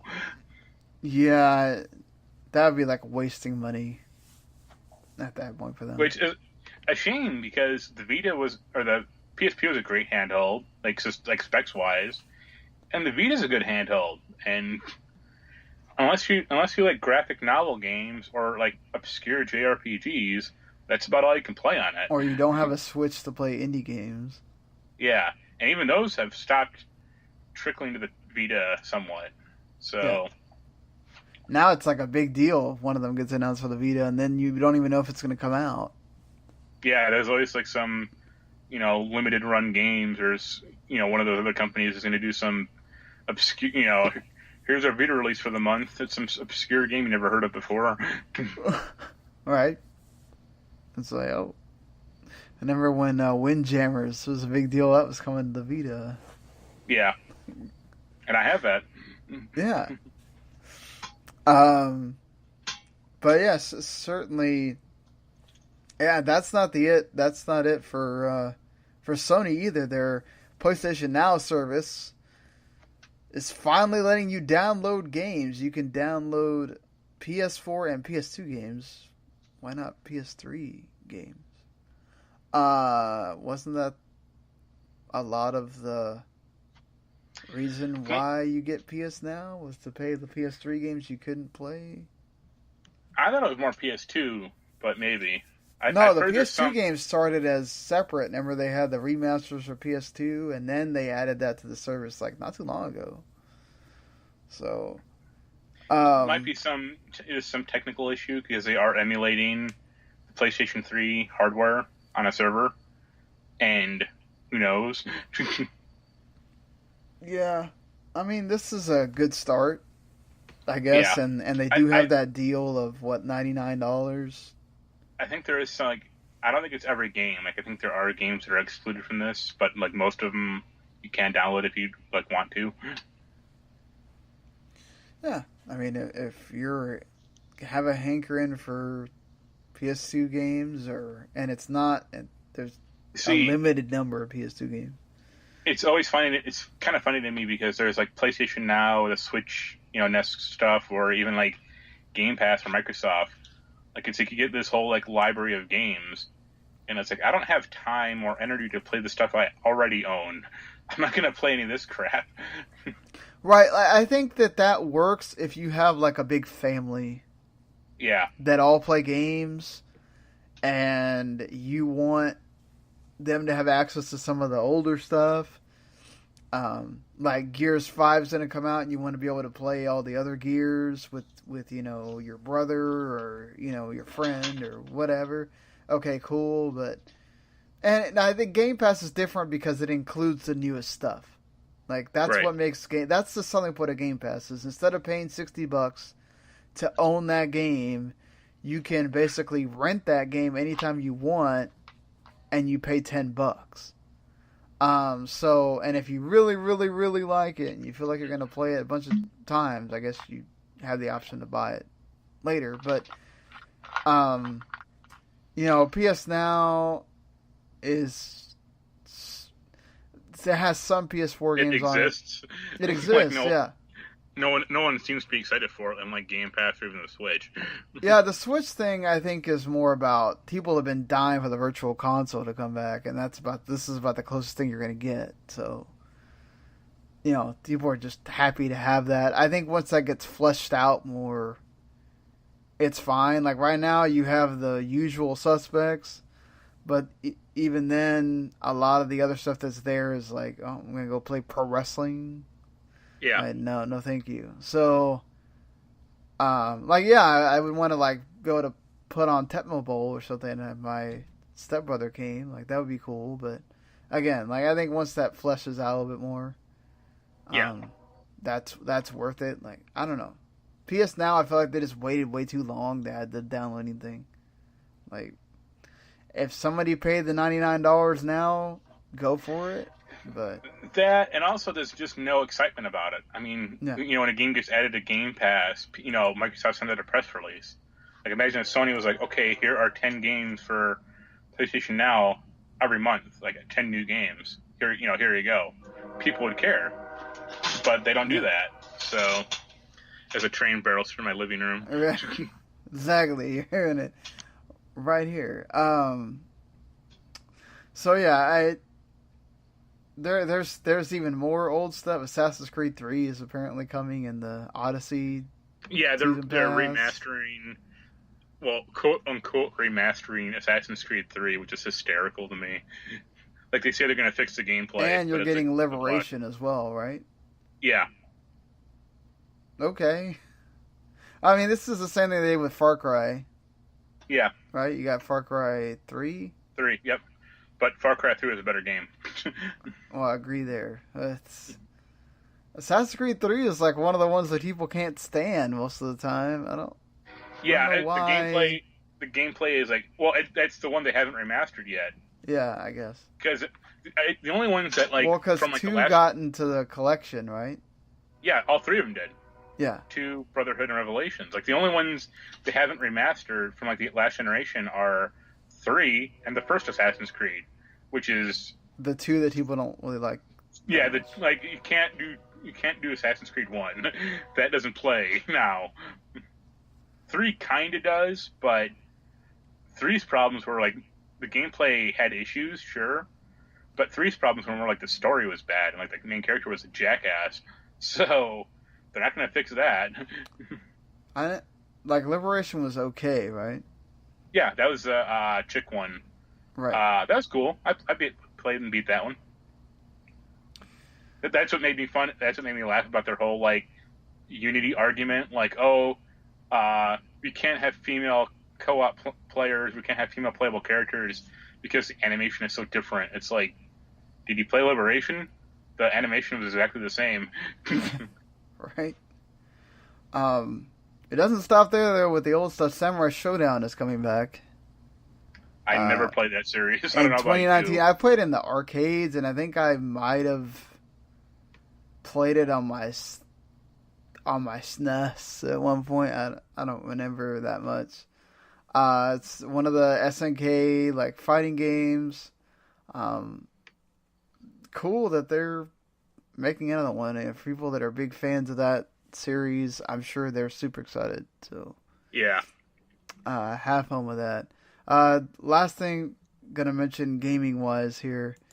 Geez, this is a really long show and we haven't even gotten to the entertainment stuff. So this is what happens when you don't do one of these for a month. Well, it's also when you spend like 30 minutes talking about one story because it's that huge, and then Project Judge got announced right before Tokyo Game Show, which is like the new IP from the Yakuza creator, Toshihiro Nagayoshi, and you could tell it's from the Yakuza creator. It's a lot of Yakuza-like things. Good that they're sort of making another Yakuza-type thing, but taking it away from that setting. Now you're a lawyer, a former lawyer that's turned into a detective, and you're involved in a murder. There's a it has that noir setup to it. Has investigation gameplay, so I guess like LA Noire, I don't know, but the creator has said there is going to be no Yakuza involvement at all. There will be no Yakuza characters in this. It is a separate IP, so hey, that's cool. More Yakuza stuff, but not Yakuza. Yeah, they're not going to have like Kiryu show up, I don't think. Well, Kiryu needs to like go on anyway. You play for Kiryu in like 6 games.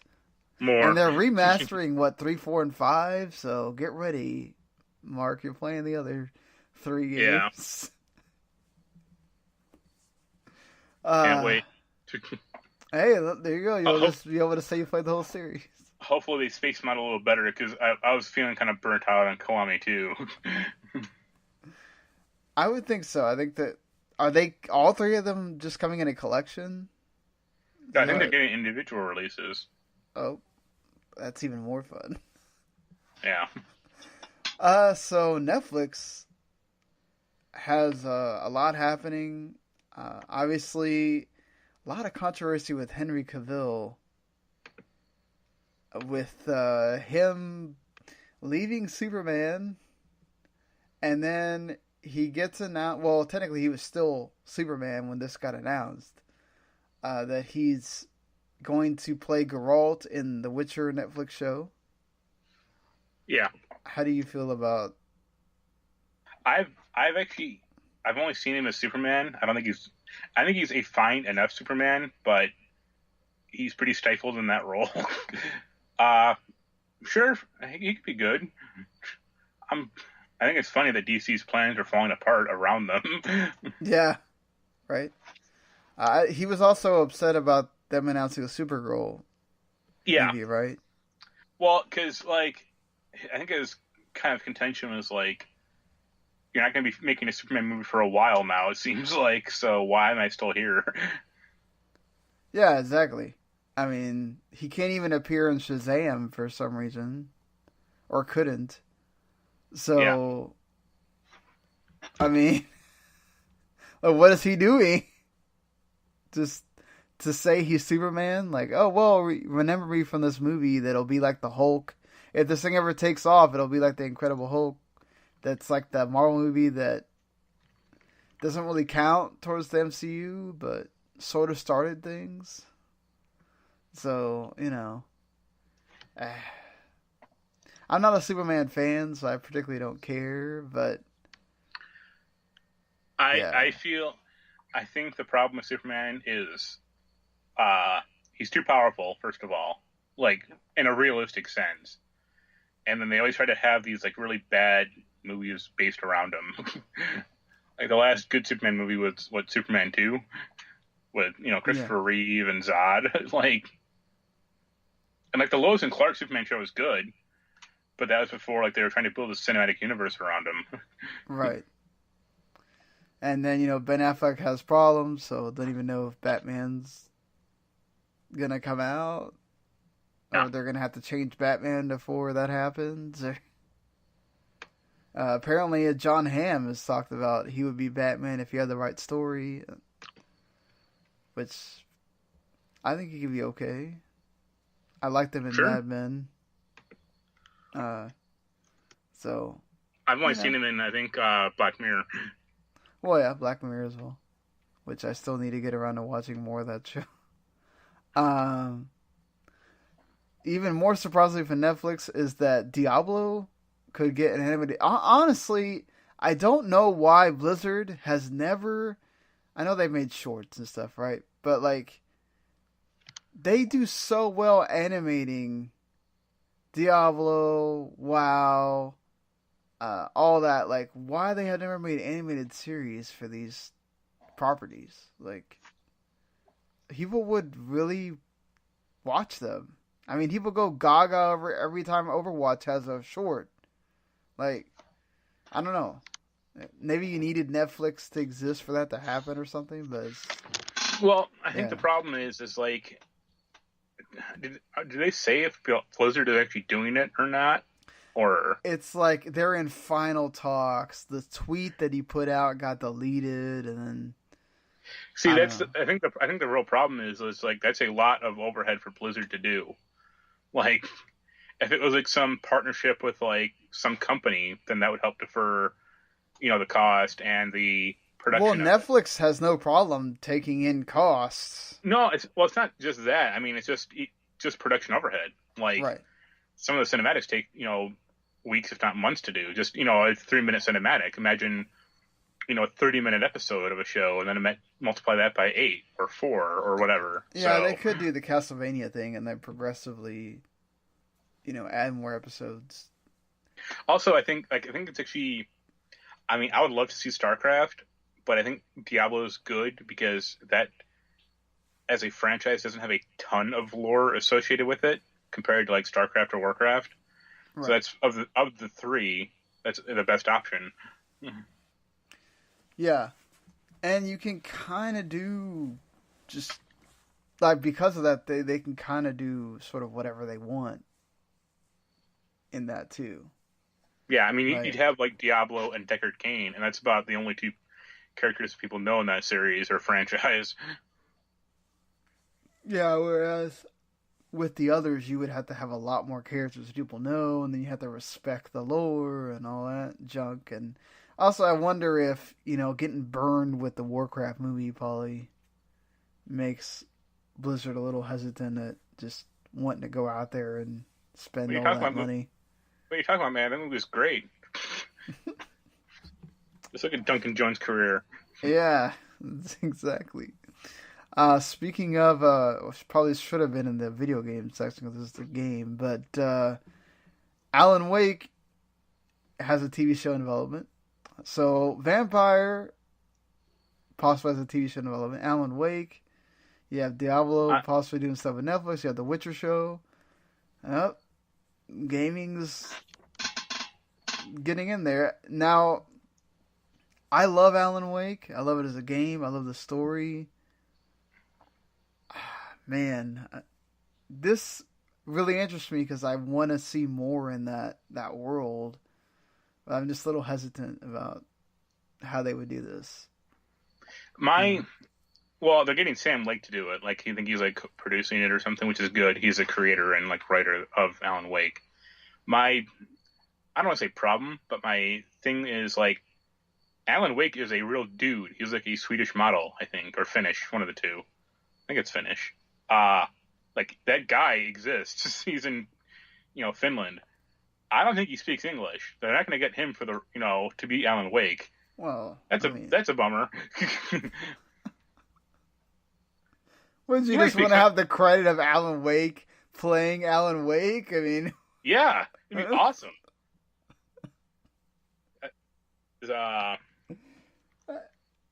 Yeah, his name. The guy is his name is Ilkka Vili. I think that's right. Yeah. If you look Google pictures of this dude, he is Alan Wake. Like, and he's just some like Finnish model. Oh, you mean the guy that they mocap to be? He does speak English, so yeah, get him in the role. Like, it's not the same voice, but who cares? I know.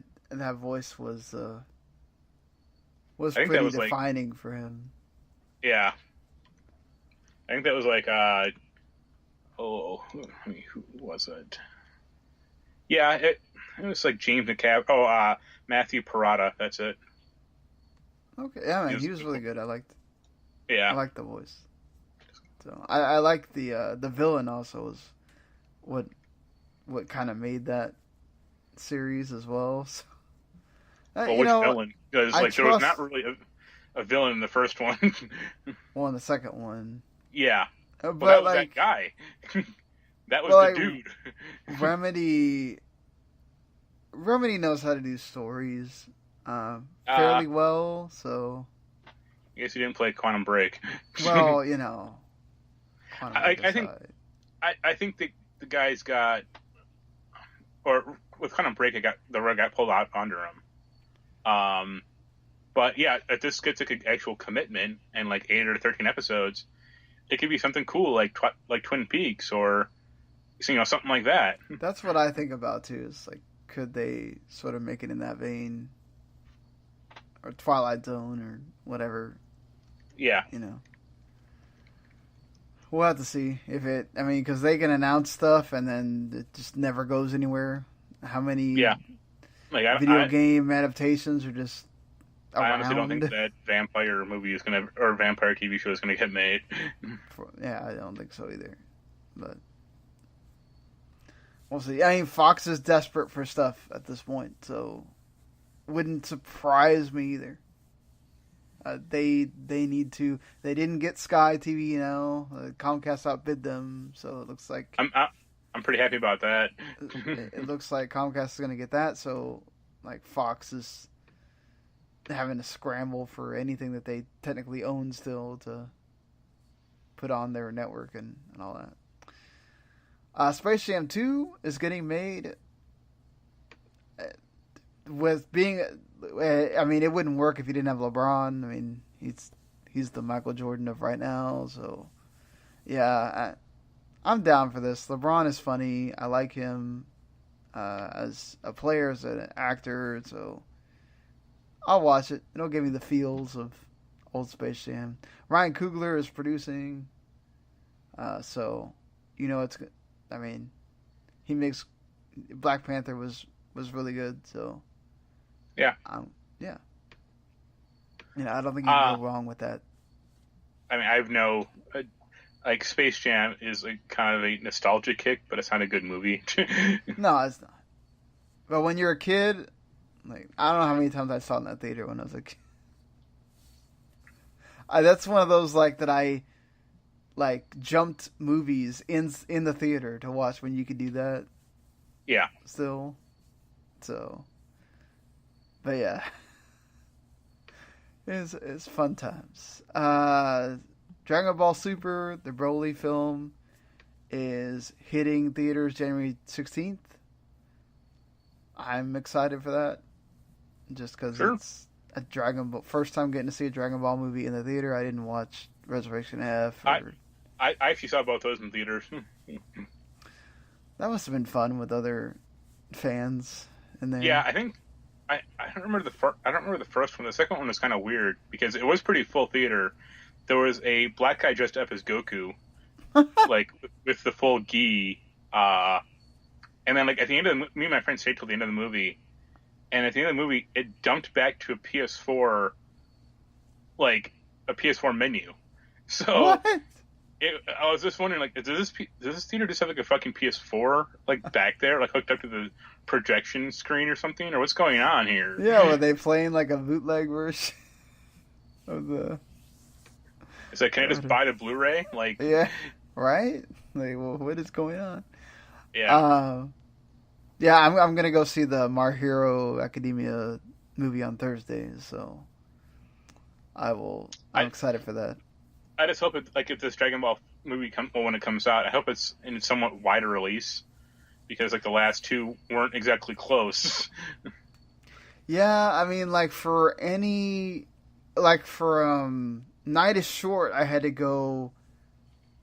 I used to live in Kendall where that theater was, so it's not if I'd still lived there, it wouldn't be a big deal. But I live an hour away from that theater now. At least to watch the My Hero one, I only had to drive 30 minutes. So yeah, that was about the time for me. Me and my friend, and it's we're skipping over 8 theaters to go to this way further out theater because not every theater wants to, I guess, take the hit if it doesn't sell. And I think I want to say it was the first one. They only showed it one day. Yeah, My Hero's getting it was yesterday, Thursday, and then Saturday at noon. I'm assuming the Dragon Ball will probably be the same thing, or probably a few more, because it's still an anime movie coming over here. So yeah, I guess it. Yeah. Go ahead. No, it's just kind of weird. I mean, it might because it's Dragon Ball. Yeah, I can see more theaters grabbing it, but it's had a big resurgence over the past few years. But it's funny because a friend of mine asked me, she was because she's watching Dragon Ball Super now on Cartoon Network, and she was "Oh, when did Dragon Ball when did it become not popular?" And I was after Konami or Toonami ran it into the ground. They showed it so much that people started watching it for a decade. They stopped it also didn't have anything new. Yeah, that was other than the thing. games since Z ended. So you had the movies, but I mean, Dragon Ball Z ended what was it, 94 technically, or maybe 96. Yeah. I mean, they showed it on Toonami, and they were coming out with the dubs, but even that ended 99. Right. So, and they kind of stopped until. And then in '99 they started One Piece, so they were on. 99 that was it wasn't until God of Destruction in 2015 or 2014 or whatever that Dragon Ball came back. Right. So, Yeah, they gave it their time. I think the manga was still going or whatever, but they weren't making anime for it. So yeah, is people remember it fondly. It kept staying in the conscious or whatever, but it wasn't like let's go watch until Super came out. And then everybody was like, "Oh my God, Dragon Ball again!" So, well, Bond is another series that's kind of been. It's been there, but you know, people have been wondering what's going to go on with the director, with oh dang it, with Daniel Craig. Is somebody else going to be Bond? And well, Danny Boyle dropped out of Bond 25, so Cary Fukunaga will direct the film instead. Now apparently. It's going to begin filming in March, and Valentine's Day 2020 is when the release date. I'm a Bond fan. I'm not going to say I'm like a hardcore Bond fan, but I enjoy the films. I think the last one I saw was The World Is Not Enough. I saw a Casino Royale. Yeah, I need to see that just because I Eva Green a lot, and a friend of mine was like, "Oh, go see it. It's a good movie." But I didn't see the one after that, which is. I don't remember what. Quantum of Solace, or is that Quantum the other of one? Solace. I didn't see that one, so I guess I gotta watch that. I've heard they're fine enough, but it just the character just has no real interest to me that much until they just all I the love roles. the Sean Connery ones. See, I've never seen any of those. So the first Bond I saw was GoldenEye. I was also named after Sean Connery, so but my dad helps explain your Bond. accent. My dad was a huge Bond fan, so but I think I watched the Pierce Brosnan ones when they were coming out, and then I don't know. I think I saw the Daniel Craig one I probably watched it when I was like, because I rented stuff from Redbox all the time. That's probably the only reason, but yeah. I don't have any partiality to Red Sonja, so. Neither do I. But the director got announced, so he apparently.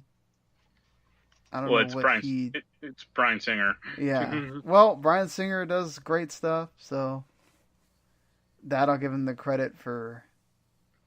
For that. Yes, but he also has somewhat of a, let's just say, more of a cloud around him than James Gunn does. That too. He also leads projects as well. Veronica Mars is officially coming to Hulu. We've had a Kristen Bell now confirmed it as well. So they're going to premiere sometime in 2019. I'm sort of a fan of Veronica Mars.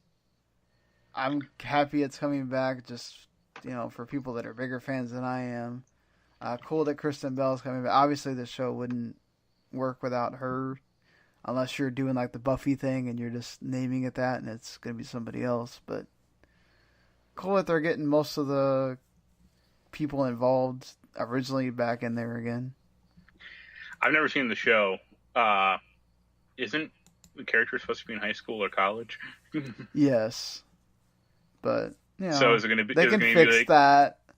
Well, I mean, Kristen Bell does look younger than her. She's 38.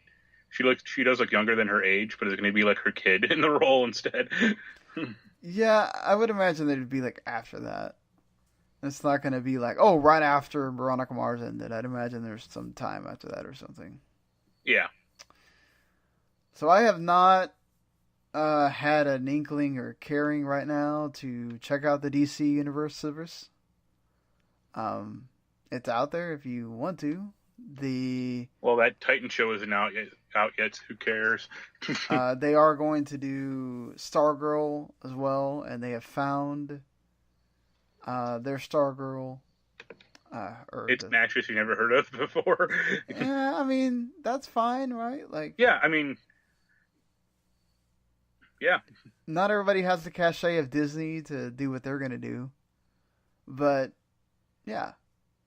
I mean, Yeah, her name is Breck Basinger. yeah, she was in Bella and the Bulldogs. Apparently, Jeff Johns really likes the story. See, my hope for it would have been there's an actress named Natalie Lander, she's older than the character, but she voices Stargirl in like most of the cartoons, and she could still pull off like the high school look. Would have been awesome if it was her. She was in Saints Row 3. That I have. You're on you for that one. Did he play Saints Row 3 or no? No, I've not played any of the Saints Rows. But yeah, I mean that's cool. Again, like it's good because it can get her on the map, and then she can do other things if it works out. So yeah. Disney, however, they are going all out with their streaming service. It's called Disney. Oh, I've seen the name like a bunch of times, and now is it Disney Play? No, I didn't even think it had a name yet. Yeah, it has a name. It's just we don't know anything else about it except the name.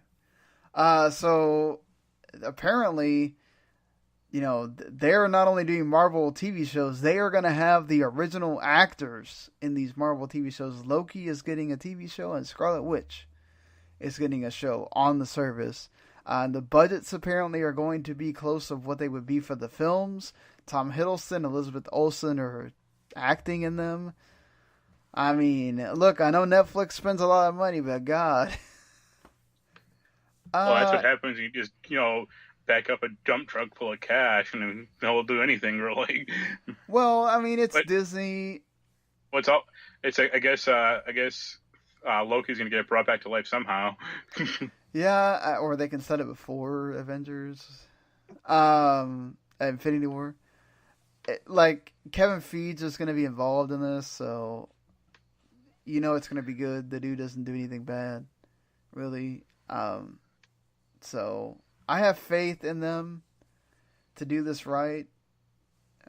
If the Netflix shows can make it work and they don't have Marvel involved, that, full focus in there like they would for these shows, I think they're gonna hit. I would like to see, maybe I know there was rumors of them maybe bringing back Agent Carter or something like that that's what people want, but I think from what I've seen or read interviews, I think Haley Atwell's a little more hesitant on it, or she'd kind of want some assurances maybe. Yeah, she'd want that's getting multiple seasons regardless or something. After what happened the first time, I don't blame her. Yeah. We'll have to see. They've still got plenty to announce for that Disney Play thing. There's also apparently animated series and stuff that they want to do for this. That'd be cheaper. That's what DC's doing also. Right. And they got their own Disney XD thing too that they still have to keep going, so they don't want to take away too much from that. And also, I don't know why we need this, but it's happening. A live action Last Airbender series is coming to Netflix. So I'm only a fan of this if they bring back M. Night Shyamalan. Oh God. Whatever. When it comes to cartoons and anime, doing live action, we have seen that be an absolute just bomb recently. So, there are animes you could adapt fairly easily, I would think, but Avatar doesn't seem like an easy one to do. That seems about as hard as Dragon Ball and it had the movie already, and that sucked. Say what you will, but you could, someone, if they wanted to have to spend the money and time, they could do a fairly easy Sailor Moon show. That's not that complicated of an idea. But the intensity of what you're doing is akin to even less than Power Rangers or. Yeah, but something like an Avatar or a Naruto, for example, or even a One Piece, forget it. Yeah, that's why the Dragon Ball ones sucked. It's just think about how long they've been talking about doing like a real life Akira movie. Like, Oh God, no. And especially not if Leonardo DiCaprio is gonna be Akira. Like, go ahead and just sign me off that crap. well, now it'll be Channing Tatum. Oh God, why? Yeah. You know. Oh, then there's the Cowboy Bebop one that continues to float out there, and I would be worried about that too. I would feel like they would nail the character or something, but again, the action sequences and all that is where I would worry. Yeah, right. But we'll see. I don't think it'll happen. So We'll see what actually gets made and what doesn't, and all that stuff. Yeah. But yeah, that's gonna do it for us. There is quite a few games coming out pretty soon here. The RPG Metal Max Xeno, it's an NIS one, came out yesterday. Yeah, I saw a buddy of mine, someone of my friends was playing that. He's like another game reviewer. Yeah. And I misread it as Mega Man Zero. I'm like, wait, what? And I had to look at it again. There's apparently some like very explicit, like them just talking about sex pretty openly in there as well in this. So that was kind of weird to see. Life is Strange 2 finally starts coming out tomorrow. And that'll probably finish. Yeah, that'll probably finish because it has a big publisher like Square Enix behind it. It'd be funny if they got Don't Nod to finish up Walking Dead episodes 3 and 4. I mean, that would be pretty cool if they did, right? Like, probably play better than. This is the Police 2 comes out. Already came out actually. Mega Man 11 comes out October 2nd. The Fist of the North Star game, Lost Paradise, also comes out October 2nd. There's people waiting for that. That has Kiryu from the Yakuza DLC in it. Hey, that'll get some people to play it. Yeah. 9 Monkeys of Shaolin also out. Armello comes to the Switch. Another one of those, playing the board game digitally there. Forza Horizon 4 also coming out in a week. And Valkyria Chronicles 4 just came out as well, and it has a lot of good press happening for it. Helps a lot that it has to do with the first game. The big review I read was basically you can break the gameplay with a new unit, which is pretty funny. Hey. Here's a tip. Pair up a grenader with a engineer, you can break the game. Hey, there you go. Apparently that like Black Clover Battle Royale-ish game is also coming out. Yeah, it's pretty soon here. As soon as they announced what that kind of game it was, I was kind of like, all right, not playing it. So I kind of feel like that with most Battle Royale games now. Like a friend of mine is like. He's like, I pre-ordered Red Dead and Forza and Black Ops 4, and I was like, you couldn't pay me to play Black Ops 4.